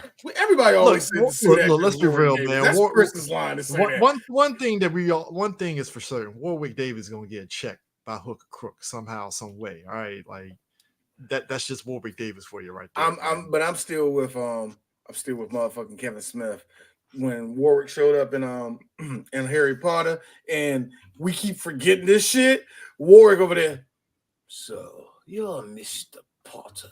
I'm sitting there like, Warwick is fucking acting. We forget this shit. Warwick is a good actor. Warwick got a lot of money on Harry Potter movies because he didn't do not just one character. He did two characters. He did two characters on Harry Potter. Yep. But when he showed up I think in the Prisoner Joe, where he showed like, I know who you are. I know. I'm like, yo, Warwick is like, I'm only in here for about 15 minutes. I'm stretching my legs, kids. I know they're short, but I'm going to make them work.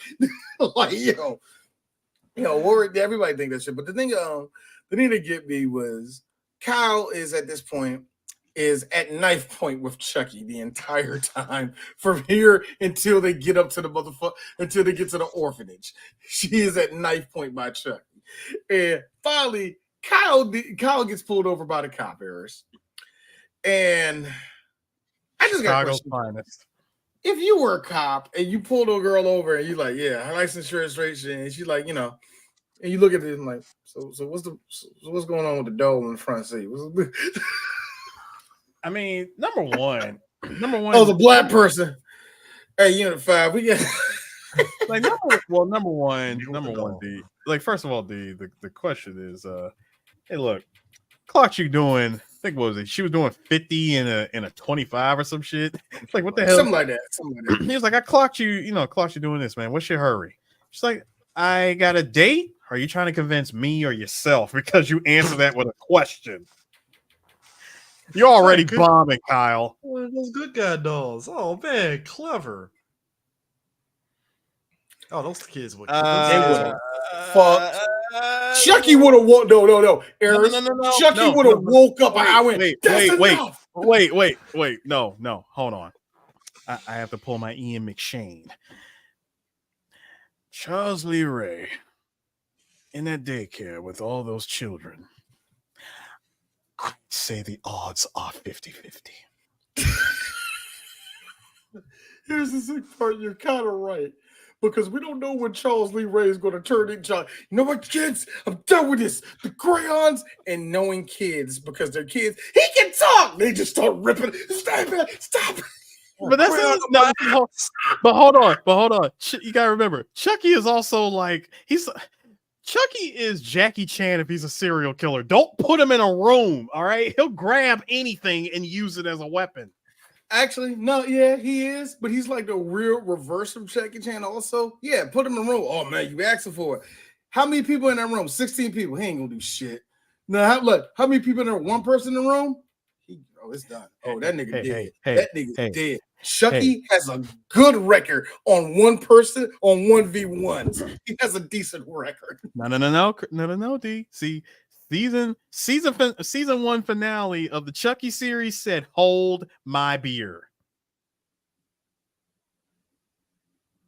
If you don't know what scene I'm talking about, he murdered everybody in the movie theater. Who? When much movie was this? This was the series. Oh, I didn't see. See, I didn't see the series yet. Yeah. It was in the season from the end of the first season. I was like, yo, Chucky just murdered in an entire movie theater.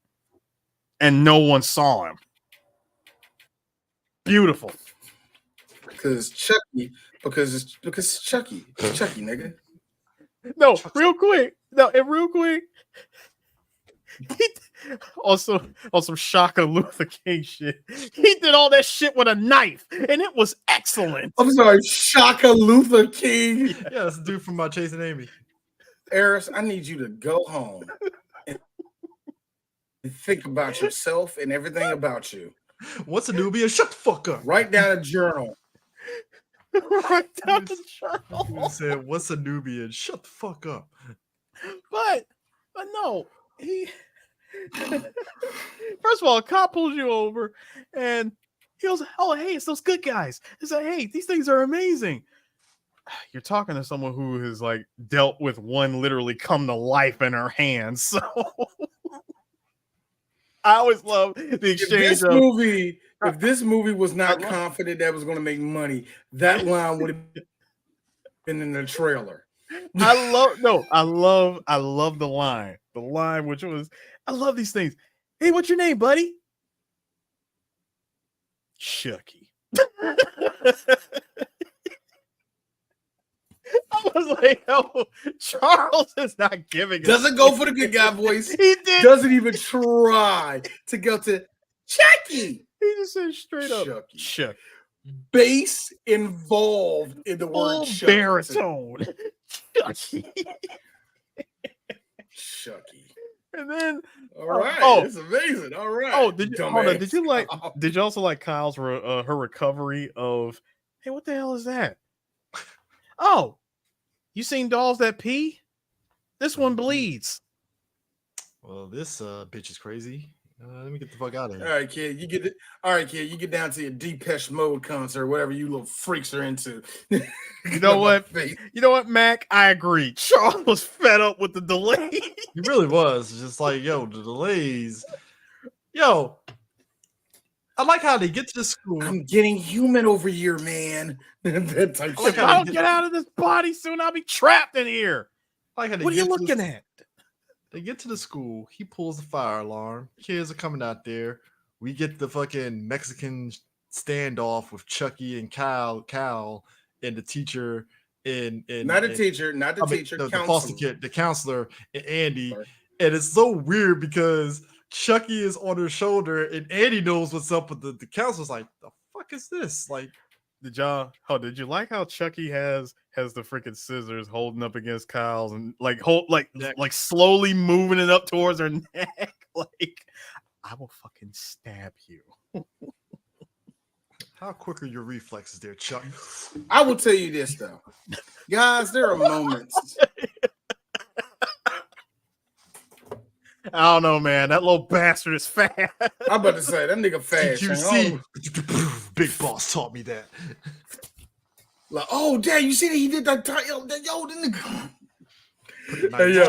Put the knife to Chucky's throat. See, this is what you do, kids. You put the knife to the man's throat. Chris, why are you bleeding? I don't know. No, I mean the question, sir. Why are you bleeding?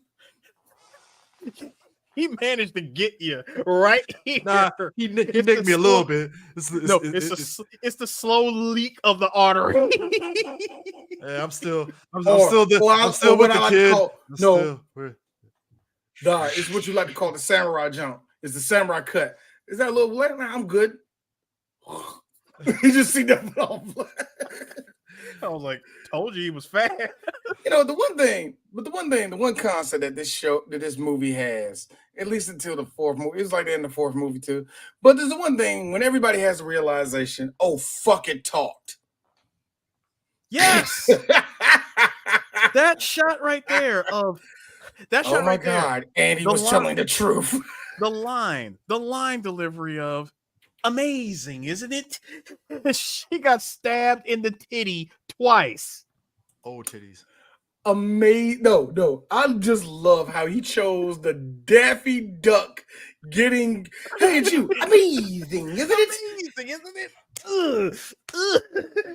Now, Hold on, and just to show you how cartoony this movie is, bruh, she died on the Xerox machine. Now I got a question, y'all. This is ain't no question. This is fact. No. That is not how copy machines work. No. But I will say this, for the 90s, that was actually a very impressive shot, actually. It was. That was actually not bad. I also got to give it the Chuck where he closed the door behind Kyle and locked it. Yo, let me tell you how he did this shit. It was so smooth because Kyle goes out the front door. By the way, this is a thing from here into the end of the movie. Kyle goes first and not the goddamn child. But whatever. Kyle goes out the door. Here comes Andy. Chucky standing behind the door. Closes the door. Little motherfucker. He's like, Charles. Right now, look at me. Dimbala, you can start now. You could do it right then and there. Right now. She can't get into the door. She can't get in. You could have did that. And so far, Andy has not turned into motherfucking Lionel Messi, and he's not about to kick you like I would. So he says, Chucky. He says, and I quote, "We're gonna play a little game of Chucky says." Chucky says, "Move your ass." It's like, snap out of it. You act like you never seen a dead body before. Okay, let me be real honest with you. How did he go from bad touch, stranger danger, to straight up horrifying with the you act like you never seen a dead before? That is a 10-pound line. Because Andy has seen multiple dead bodies. It's like, come on, kid. You've seen it before. Nightmare fuel. Again. The amount of therapy that Andy needs. Boy, man. Andy is up there with Bruce Wayne. That's how much therapy you need, sir. Imagine. What do I need to do to be happy, Mom? Imagine Andy hopping on BetterHelp.com and they go, look, man, we don't even want to steal your data, bro. Like, you good, man. Go. We're going to give you a real number for help, bro. I'm like, sir, do I need to set you up with Dr. Leslie Tompkins? I heard she's very good. I like how Chucky's idea of private time is we're going to go to this toy factory. We're going to go back to the good guy factory that I came from literally a week ago. Could have went to any place, but you go back to the toy factory. Now, D would have chose the Alley. D would have chose the empty car lot. D would have chose the myriad of empty crack houses in the South Side. You chose a toy factory. How about the fact that they commandeered? They jumped on the back of a newspaper truck. By the way, I was trying to make the little bar of sneaking in the index and all that, but I couldn't find the index that was small enough, and I had trouble actually editing in the lighting, so I gave up. But the second he got out of that truck, I was like, they had 55%. Nobody's saying their ass. That's part. The bigger part, hey, Chicago Tribune. So y'all just gonna leave the whole back part open like that? Like, best part. Hold on, the best part. He's got Andy at knife point, laying on the freaking truck. I'm like, hey, Chucky, another opportunity. You can do it. Lightning will just strike the truck, but hey, you'll be Andy. Question. Yeah. Well, no. You finally get your fantasy inside of a kid. Pause. Greatly pause. Yo, it's like at any time, I just feel like, hey Andy, I'm about to be inside of you. And next thing I know, I just see Chris Hansen. I'd like to be inside of him too. What's going on? How's it going? Hey, Chucky, Charles, sit down. What do you like to be like? What do you like to be inside of? Tell me more of what you want to be inside. We'll take a seat right there. How you doing, there, young man? Look. Here's Like- the fucked up thing. Like, hey, Chucky gonna sit down. First of all, what are you doing here? As a dude who, for whatever reason, binges To Catch a Predator randomly every 3 years, it's always great to go back. What are you doing here? Best moment is when Chris Hansen tells Chucky he can leave. Chucky slits Chris Hansen's throat. Oh yeah, he would absolutely. Chris Hansen Hansen. to be gone. Then Chucky walks out the place thinking he got away, and it's a random dude in a ghillie suit that fucking tackles Chucky to the ground. Here's the fucked up part. He gonna kill Chris Hansen. He ain't making it past them cops. Freeze, motherfucker! He's not. Ghillie suit will have his ass head pressed on the Head ground. down. I said head down. Here's the funny bit. He'll go into doll mode. He won't say shit. He won't even fight you're right. back. The signal, freeze. Nah, bro. Hey, The hidden video has the fucking Chucky slitting Chris Hansen's throat. It ain't getting But by the anything time, past that hey, shit. but Chris, hold up, Chris. But by the time they figure that out, that back door just happened to be open. Chucky's gone. Ghillie suit man seen that little dog fucking walk out the door. There ain't no getting around that. They shit. shooting that nigga. Ghillie suit. Y'all saw what happened in the first movie. That's happening again. They light that nigga up.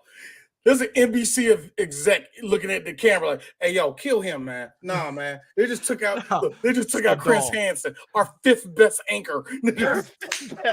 We just lost money. We lost money. This is respect to Chris Hansen. I love him, man. He took our 7th best anchor that we could get from anywhere in America. Tall, 6'2" white man. Do you know how rare that is for us? So who do you expected to take over? Anderson Cooper? Can't afford him. They couldn't afford him. They couldn't afford it. And Anderson always had a weird high price range even before he got to CNN. Anyway, oh yeah, because he's like a nepo baby. I forgot about that. Anyway, but no, for real, Anderson Cooper is young. He actually is, and he's one of the finest gay white men ever. I guess I don't know. He ain't cute to me. I would go out with him with the status, but anyway, the point is. We get to the factory. Back at the Good Guy Doll Factory, he walks Andy all through the freaking the doll maze. The doll maze. You know what, Aaron? I'm sitting there just thinking about employees gotta hate that fucking place. Hey man, I got lost in the fucking maze, nigga. My man said, "There goes, we're home. Knockout. Close your eyes and count to 7, and when you wake, you'll be in heaven." Charles, start now. Start right now. Hold on, I got more monologuing. This is it, world. From now on, no more Mr. Good Guy. Just start chanting it. And he starts chanting. We get the stock. The stock clouds coming in, the storm clouds, and Kyle just happens to be there. Oh, we almost forgot to mention, guys, we get a black man that survived this movie. He's just a random guy from the Chicago Tribune reading papers like, yeah, he was. Bitch, what the fuck you damn messing this shit up, Yeah. Hey, random black. Hey, that is 2 random black people that survived the Chucky. 2 random black people that were out of harm's way. Notice anyone who gets more than 3 lines and they're black in this movie are gone. Oh, the last time we seen that, bro, it's Walking Dead season 1 through 8.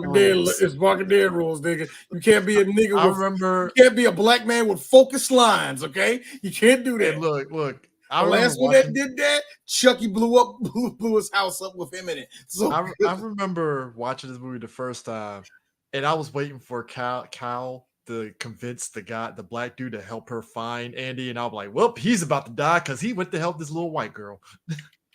I mean, Chicago. first of all, she tried. Chicago niggas like DC niggas. Nah, you go over there. Nah. You tried. Stay with your people. You stay with your people now. No, number one, you're gonna throw the station wagon in front of the freaking van, and then you run to the back. Of course, they're not there.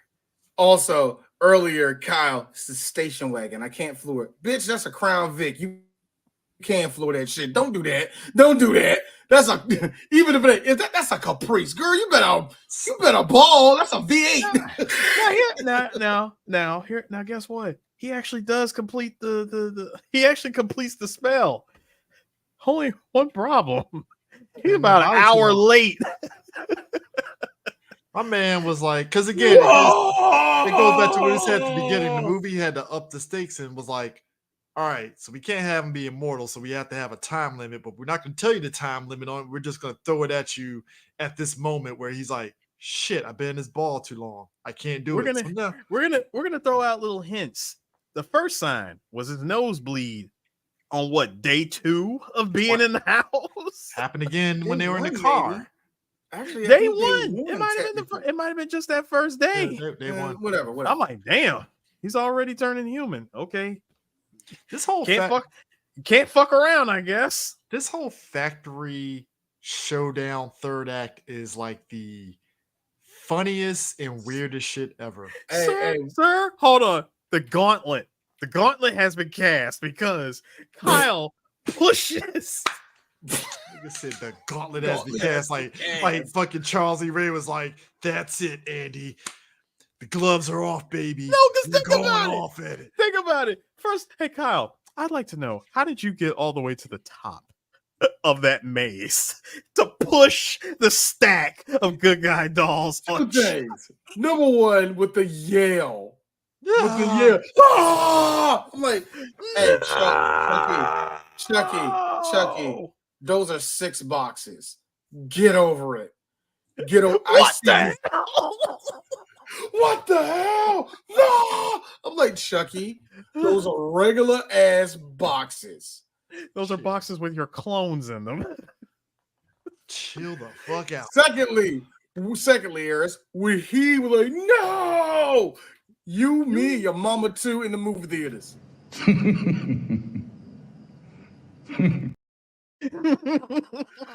Nigga, you really thought we done told you the whole movie. Do the chant. Now you sitting I don't know there. what went into that process. I met the criteria to be selected, but I wasn't. Chuck after the boxes. I'm gonna have to kill 2 white people. I'm gonna have to kill 2. No. Chucky after them boxes. Yes!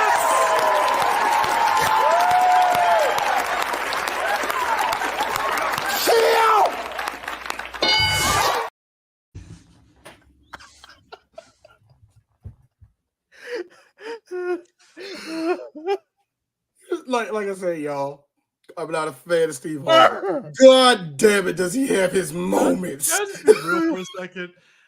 At one point,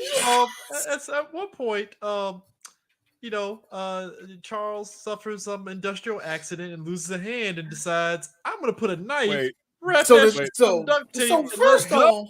first off, Eris, he's human now. Mm-hmm. So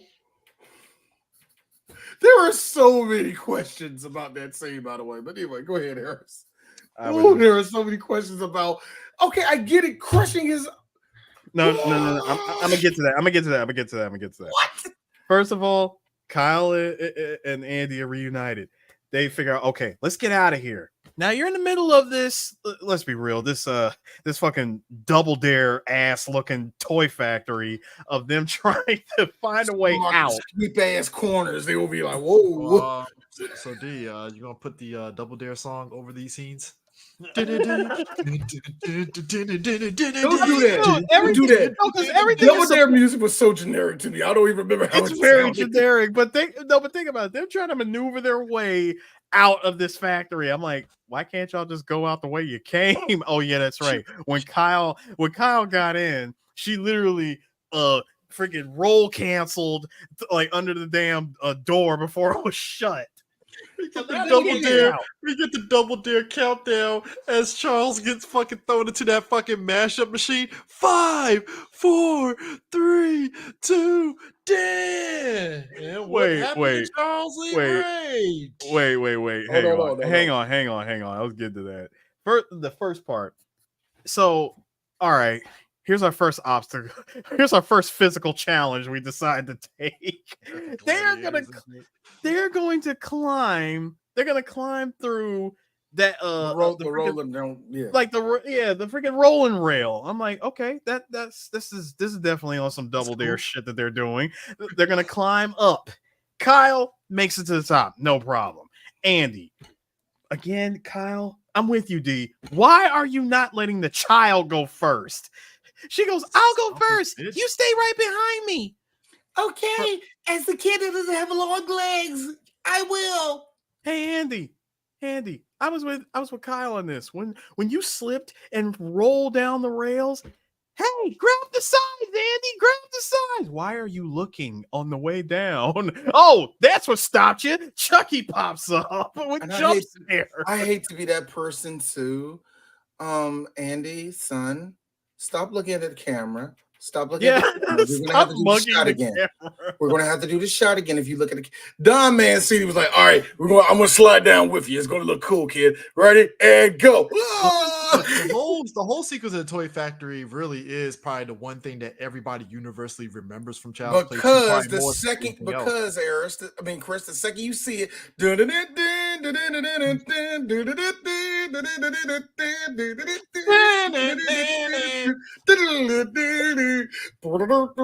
you just see everything getting.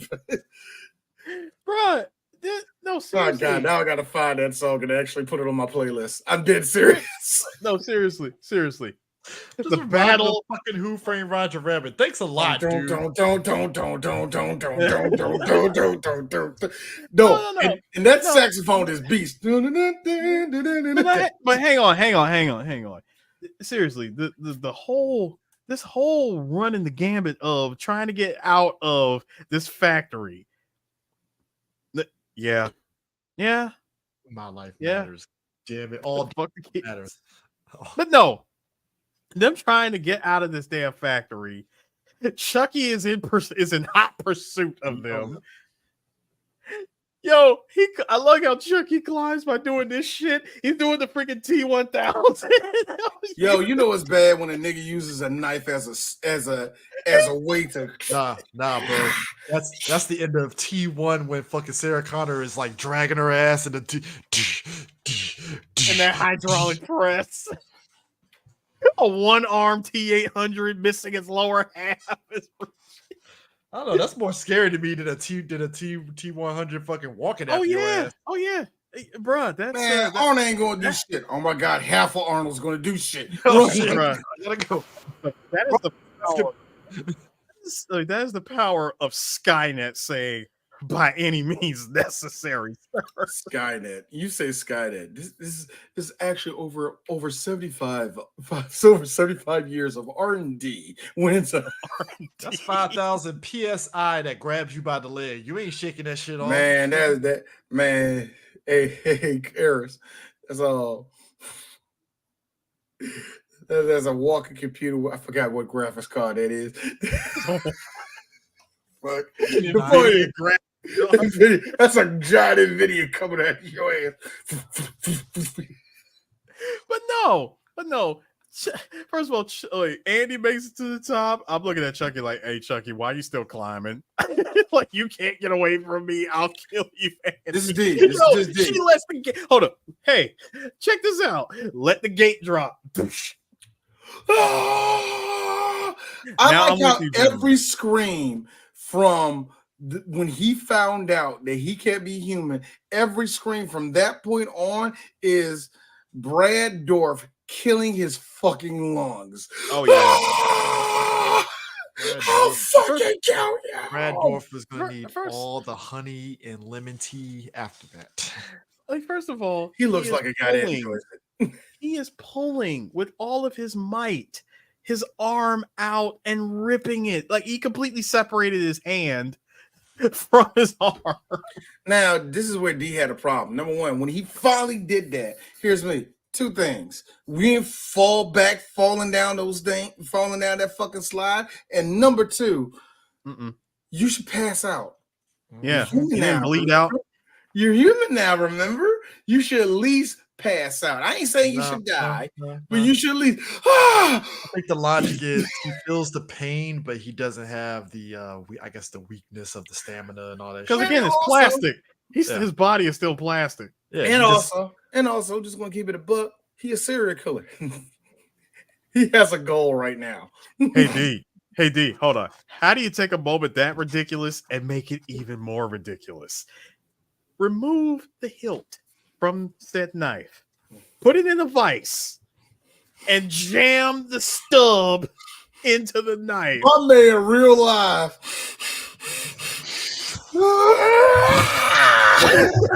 Chucky ended up looking like your fucking toy when them white kids do where they mutilate their toys and they put knives Yeah, in the one that fucking Sid had the motherfucking The Toy Sid Story. shit. Yo, but the shit that got me though was this. He's like, I'm like, hey, these y'all three black geeks. All three of us. Who wrapped that tape around your hand? Hey, Charles. Hey, Charles. Who was in that factory to give such an excellent field dressing? Yes. Look, I'm not going to look. You're a serial killer. You know how to use knives. I don't think medical shit is your avenue. So Also, who did that? Also, you know what? This also Was this the same place you learned the voodoo from? This is hold up, guys. This is also another indication of duct tape works with everything. That wasn't duct tape. That Can I was just clear put something in Scotch tape. perspective? That was clear industrial Scotch tape. Don't do that shit. While all this That shit was is duct tape, sir. No, it wasn't. That one gray and it had the lines in it. No. No. You know there were two types of duct tape. You got the gray one, and then there was the brown one. Come on, man. This is That fresh wasn't brown one. That was 1990s. clear. That was clear tape. That motherfucker went to somebody's office. I was like, how many rolls? Yeah, bro. Let me tell you something. The janitor that's still at the factory that saw all those dolls backed up and had to fix the machine. Sir, I like the term saw. No, I refuse. No, I refuse to acknowledge that you're calling him the janitor, sir. That was an He's after somebody, hours. Mr. Fix-a guy, I guess. My thing He is was this. a tech. Me being the tech guy there, I see all them dolls backed up, and I'm like, first off, I ain't going up in there. I don't need no. I ain't getting paid enough to get her on the job. They can handle that shit in the morning. I'm out. I would have like. First of all, you noticed that. Oh, I love the actual answer to that, Chris. Did y'all like? Did y'all also like the very kind of cartoonish looking grid of the factory? I was getting into that, D, but thank you. No, I'm talking about the grid with. I'm talking about the grid of the factory. He goes, I see we have a jam in sector 24. The map just looked ridiculous. But here's the thing: he has a fucking screen of the whole factory and didn't see all the shenanigans pop up on them cameras. Nope.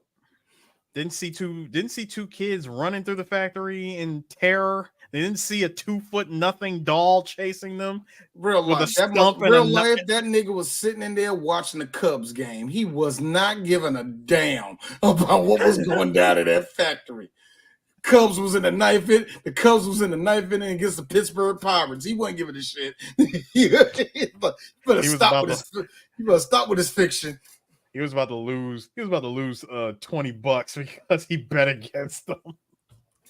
Fucking Sammy Sosa. I hope you turn white. Like, let me go handle this. First of all, you're gonna go down there. You gotta go. We go back to that fucking eye machine. It's the eye machine again. And again, D goes back to his favorite music. Dun, dun, dun, dun, dun, dun, dun, dun, dun. Well, you know, Chucky. You get the dolls out of the way. Yeah, like, okay, let me get all the dolls out of the way. Uses his wrench to, all you have to one do is wrench. just turn it. Just turn it to loosen the lug nut in order for the machines to work. Yeah, just and I like how wrench. my man looked. He looked up. Did you notice he looked up and he tried to shift over like 2 feet, two little inch over? And I'm like, bro, that's not going to help you. Still going to get stabbed if you turn on. Bro, he hit in the shoulder. He repaired it with a single wrench on some Dexter's Lab shit. And I love those things where you can no screwdriver. See, that's all it takes. That's all it takes. We made a good machine here, right? That's what it looked like to me. That's all I gotta say. I wasn't knocking it. Now, Charles, Mr. Ray, what did this technician do to you? He got Innocent in my bystander, way. dog. How is he in the way? Now, how is he in your way? The kids are way over there. He's a This body. is happening over here. Look, sir. At the end of the day, he did it just so he can do this. What's up, baby? Talk that shit now. Actually, Chris, he did this just so he could say this. Beautiful. Beautiful. You didn't see that, did you? That is one of many bars from Sir Raw Julia. I swear to God, the word you nailed the word correctly. Bars. Those weren't lines. Half of those were bars in Street Fighter. Bars. His deceit was a ruse to come here and there. But I guess you didn't see that, did you? I'm sorry. I don't remember any of that. Now, gentlemen, here is where things get really stupid. I know what you're thinking. Oh, they weren't stupid already. From the fucking first beat. Like, we talking. No. Here's the things that are really stupid. Why does Chucky proceed to put himself on a little platform to go on this conveyor belt, catch these kids unsuspecting, tries to swing at them with the blade. Kyle takes Kyle takes the Black and Decker tray of tools and backhands the shit out of Chucky with it. I like how it's just screaming and running. Because first of all, sir, the he gets slammed into the freaking hair, like the hair machine, and the hair is jamming his nuts. I'm like, Chucky, you are a plastic doll. I don't think you are exactly anatomically correct. Not at this point in the game. I think he's like right now he's Tony Montana in the last scene of Scarface. He doesn't feel nothing. He's just raged. It's just rage. Just screaming. So what do? Genius. Let's put this shit in reverse and have it go up and have him get inserted, if you will, with arms, legs, and other random shit. Now it don't work that way. And I like, but then again, this is a fictional Acme Corporation factory that they're going through right now. So yeah, I like the how much of it was a trap, because unbeknownst to them, Chucky cut off both his legs and escaped before that shit happens. Which I'm like, wow, that is some ballsy shit. I know that shit had to hurt. That was really ballsy because, when I first right saw hand and all, when I saw that shit, I was like, so. Chucky, how the hell did you get out of that? Nice. And then, I see the pool of blood that goes in it goes into a perfect flow of, it looked like we mopped this shit in this direction. So I'm like, I don't think that's how blood works like that. I like how even with that, knocks Cal out and she's on the fucking thing about to go into the mutilating machine. Andy decides, hey, I got you. Let me put you down with this hot plastic. Hot ass plastic. Hey, I know. You know what? Hey, Chris, I know what Andy said too. Right before Chucky tried to stab him, but he got stuck in the freaking metal plate. He just looked at Chucky and said, "Hey, Chucky, I got that heat for the streets." Nah, sir. Sir, he told Chucky this. But you got to have vision. Exactly. I don't think he said no. It wasn't the vision. It was definitely the heat for the streets, because hot ass plastic. First off, no, it wasn't. This is the end, friend. You said that line on. He's 8 years old.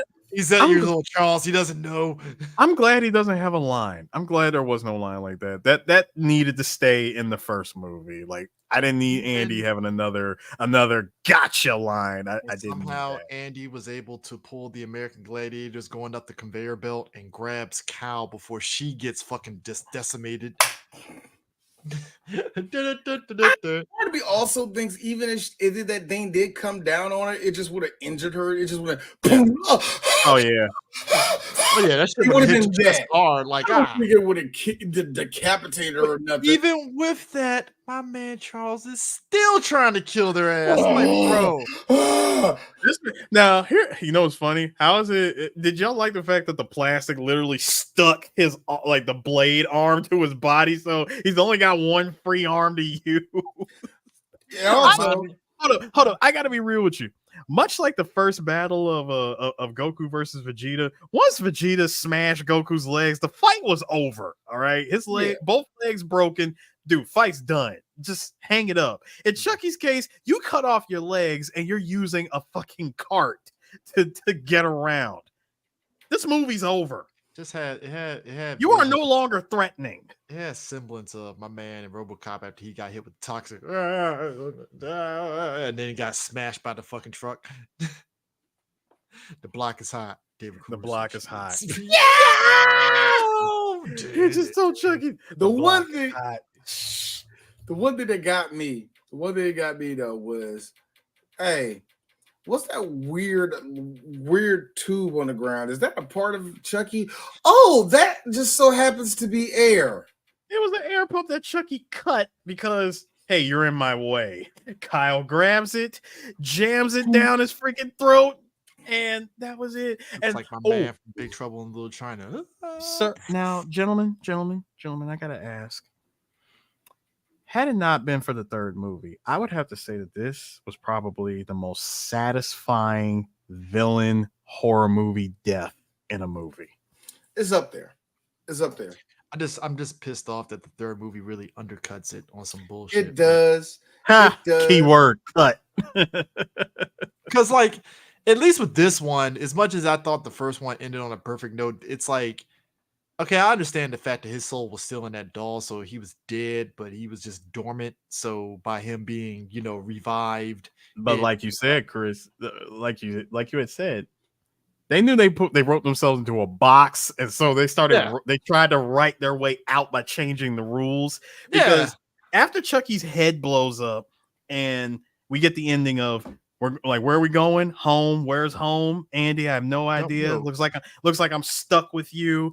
And you'll figure out. Yeah, there was additional lines like in that scene. Now, alternate ending to this movie. Because I have a feeling Don knew he was going to make a sequel.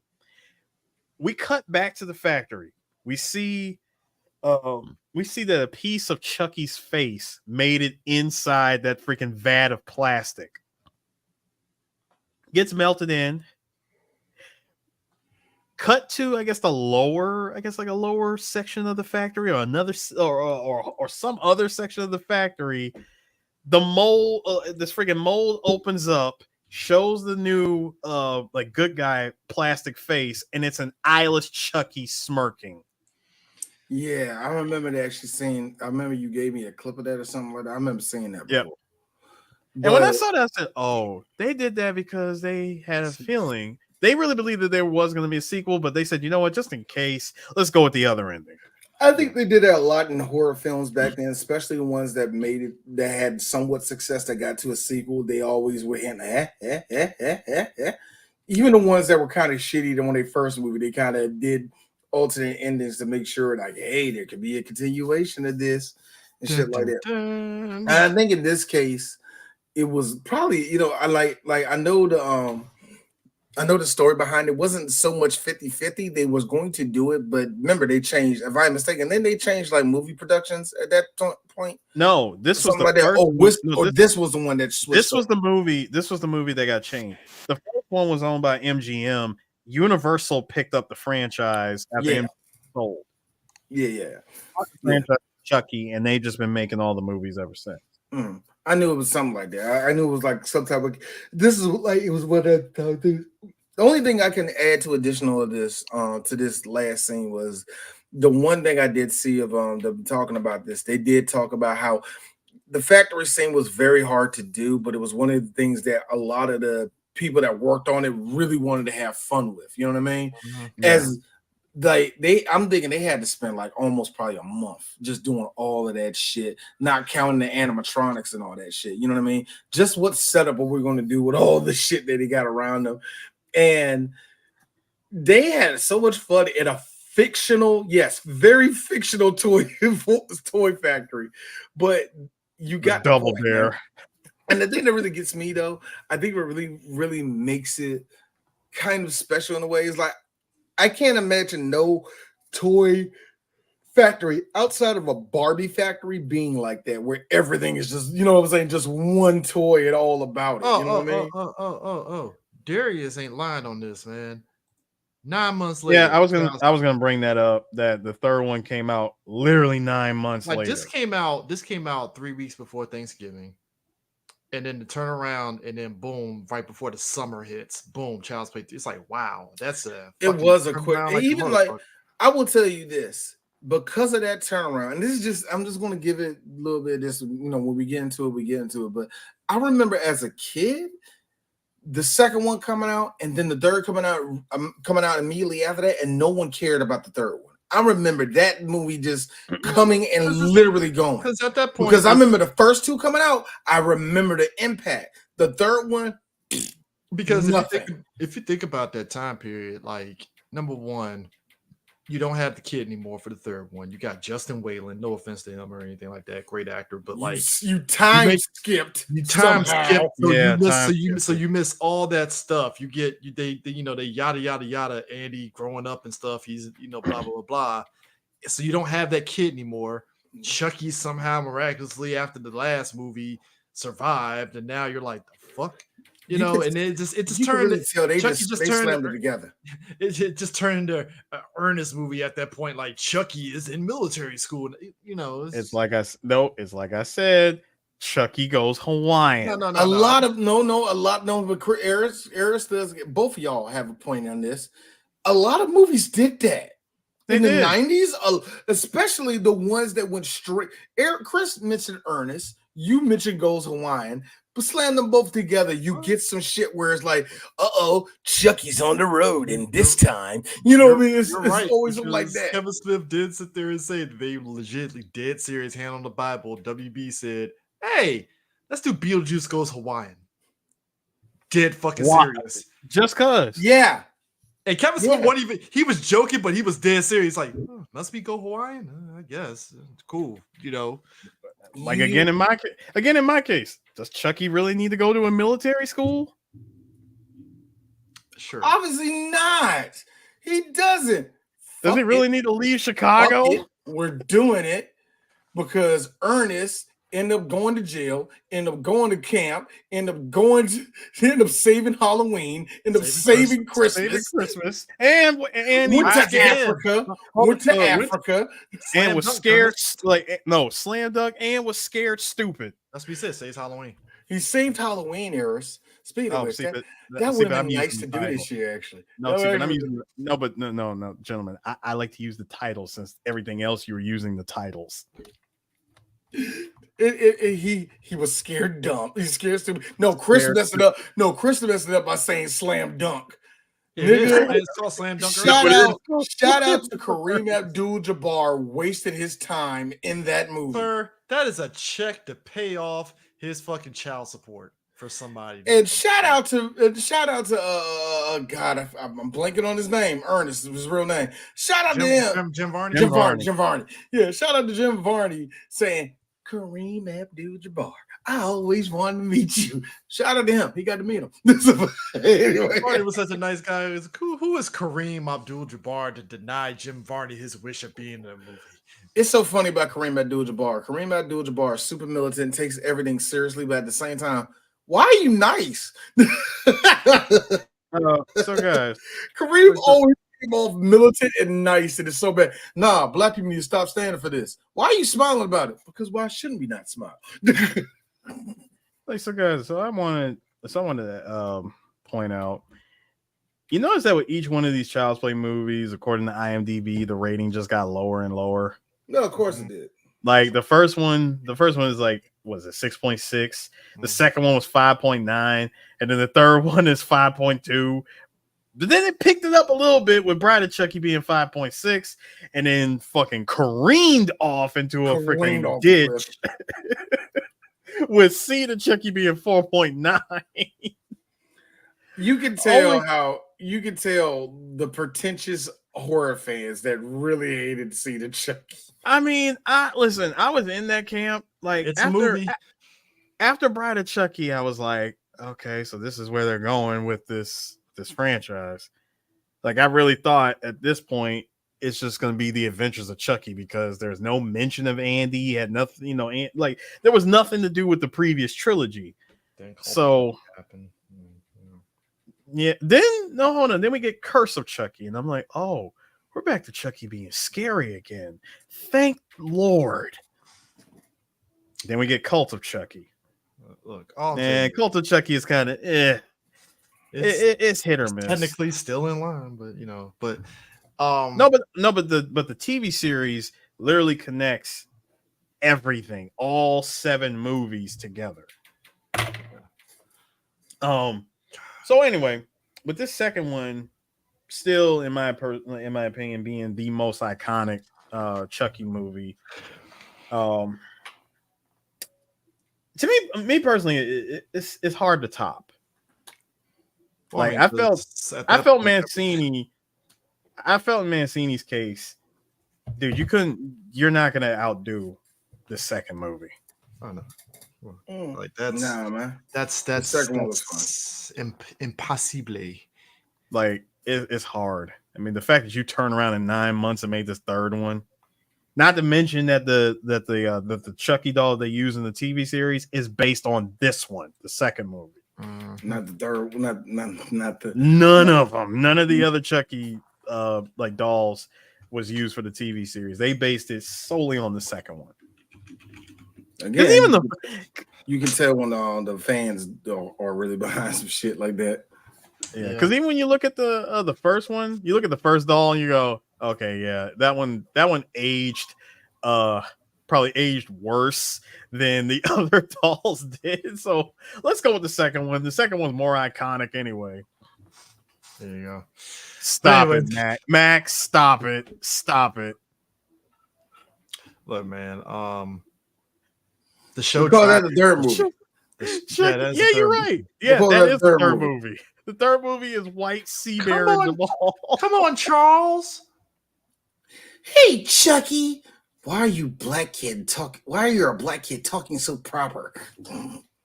Because my mom taught me. You don't have a mom, kid. Yeah. Well, I am in military school. And this is going to be the only movie that I ever did. Very true, because he has yet to be mentioned or pop up in the series. Because they treat the third movie as though it's an aberration, like it's a but we gotta remember Whitehurst dying though. Yeah, we do, and they do mention the third movie in the series. I know. I'm just saying. It's just it's treated like it's kind of like how for the longest time Fast and Furious purposely was not trying to recognize Tokyo Drift until they had to recognize. Yeah, until they had to. No, I get it. I get it. But so it's like Tokyo Drift was great. It's like, hey, we're trying not to recognize.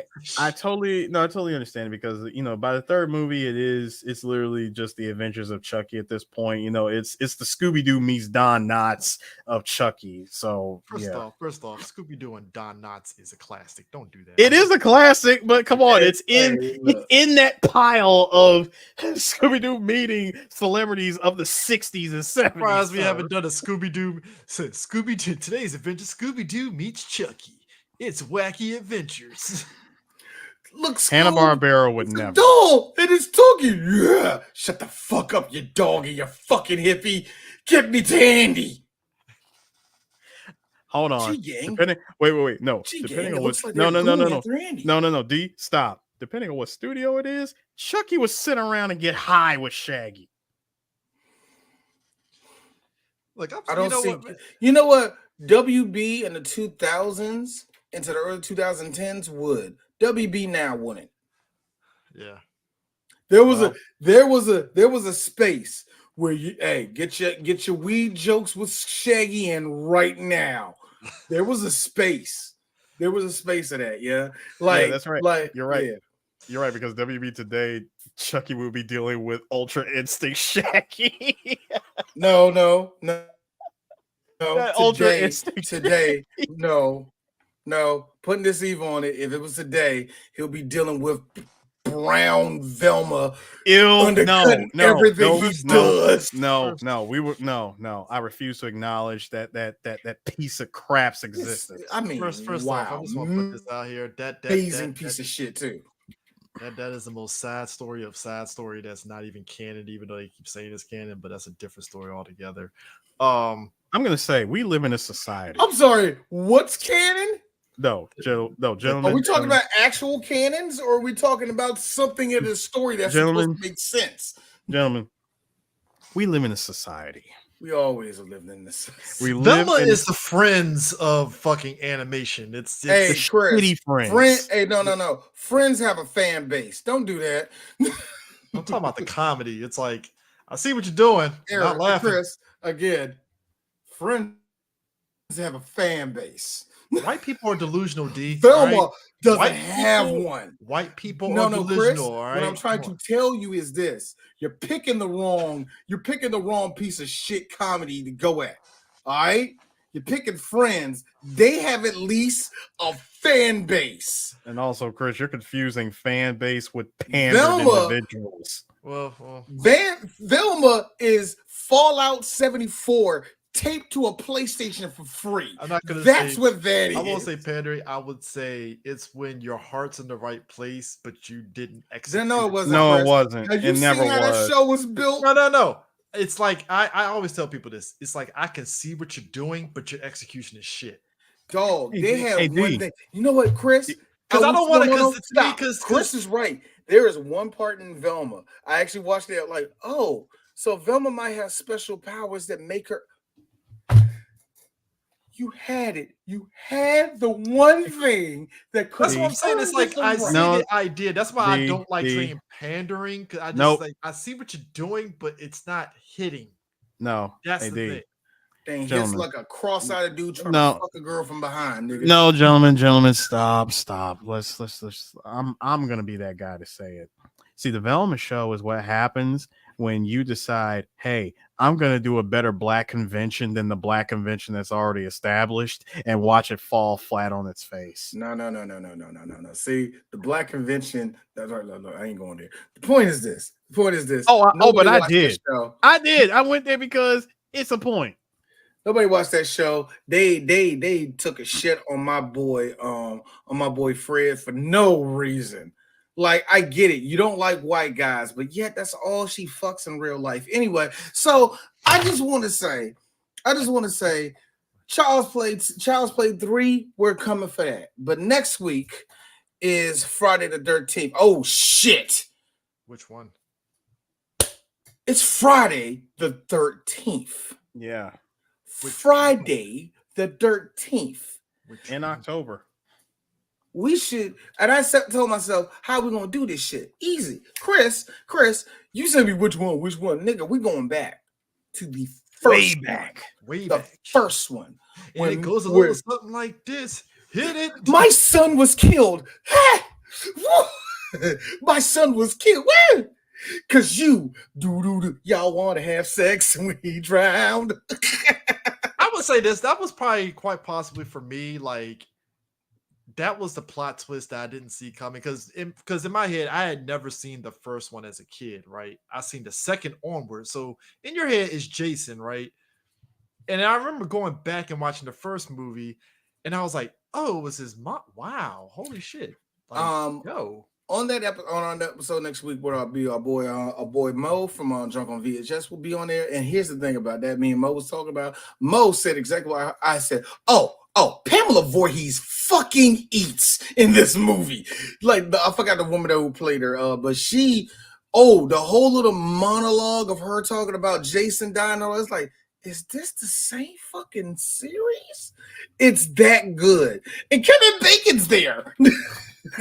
Kevin Bacon.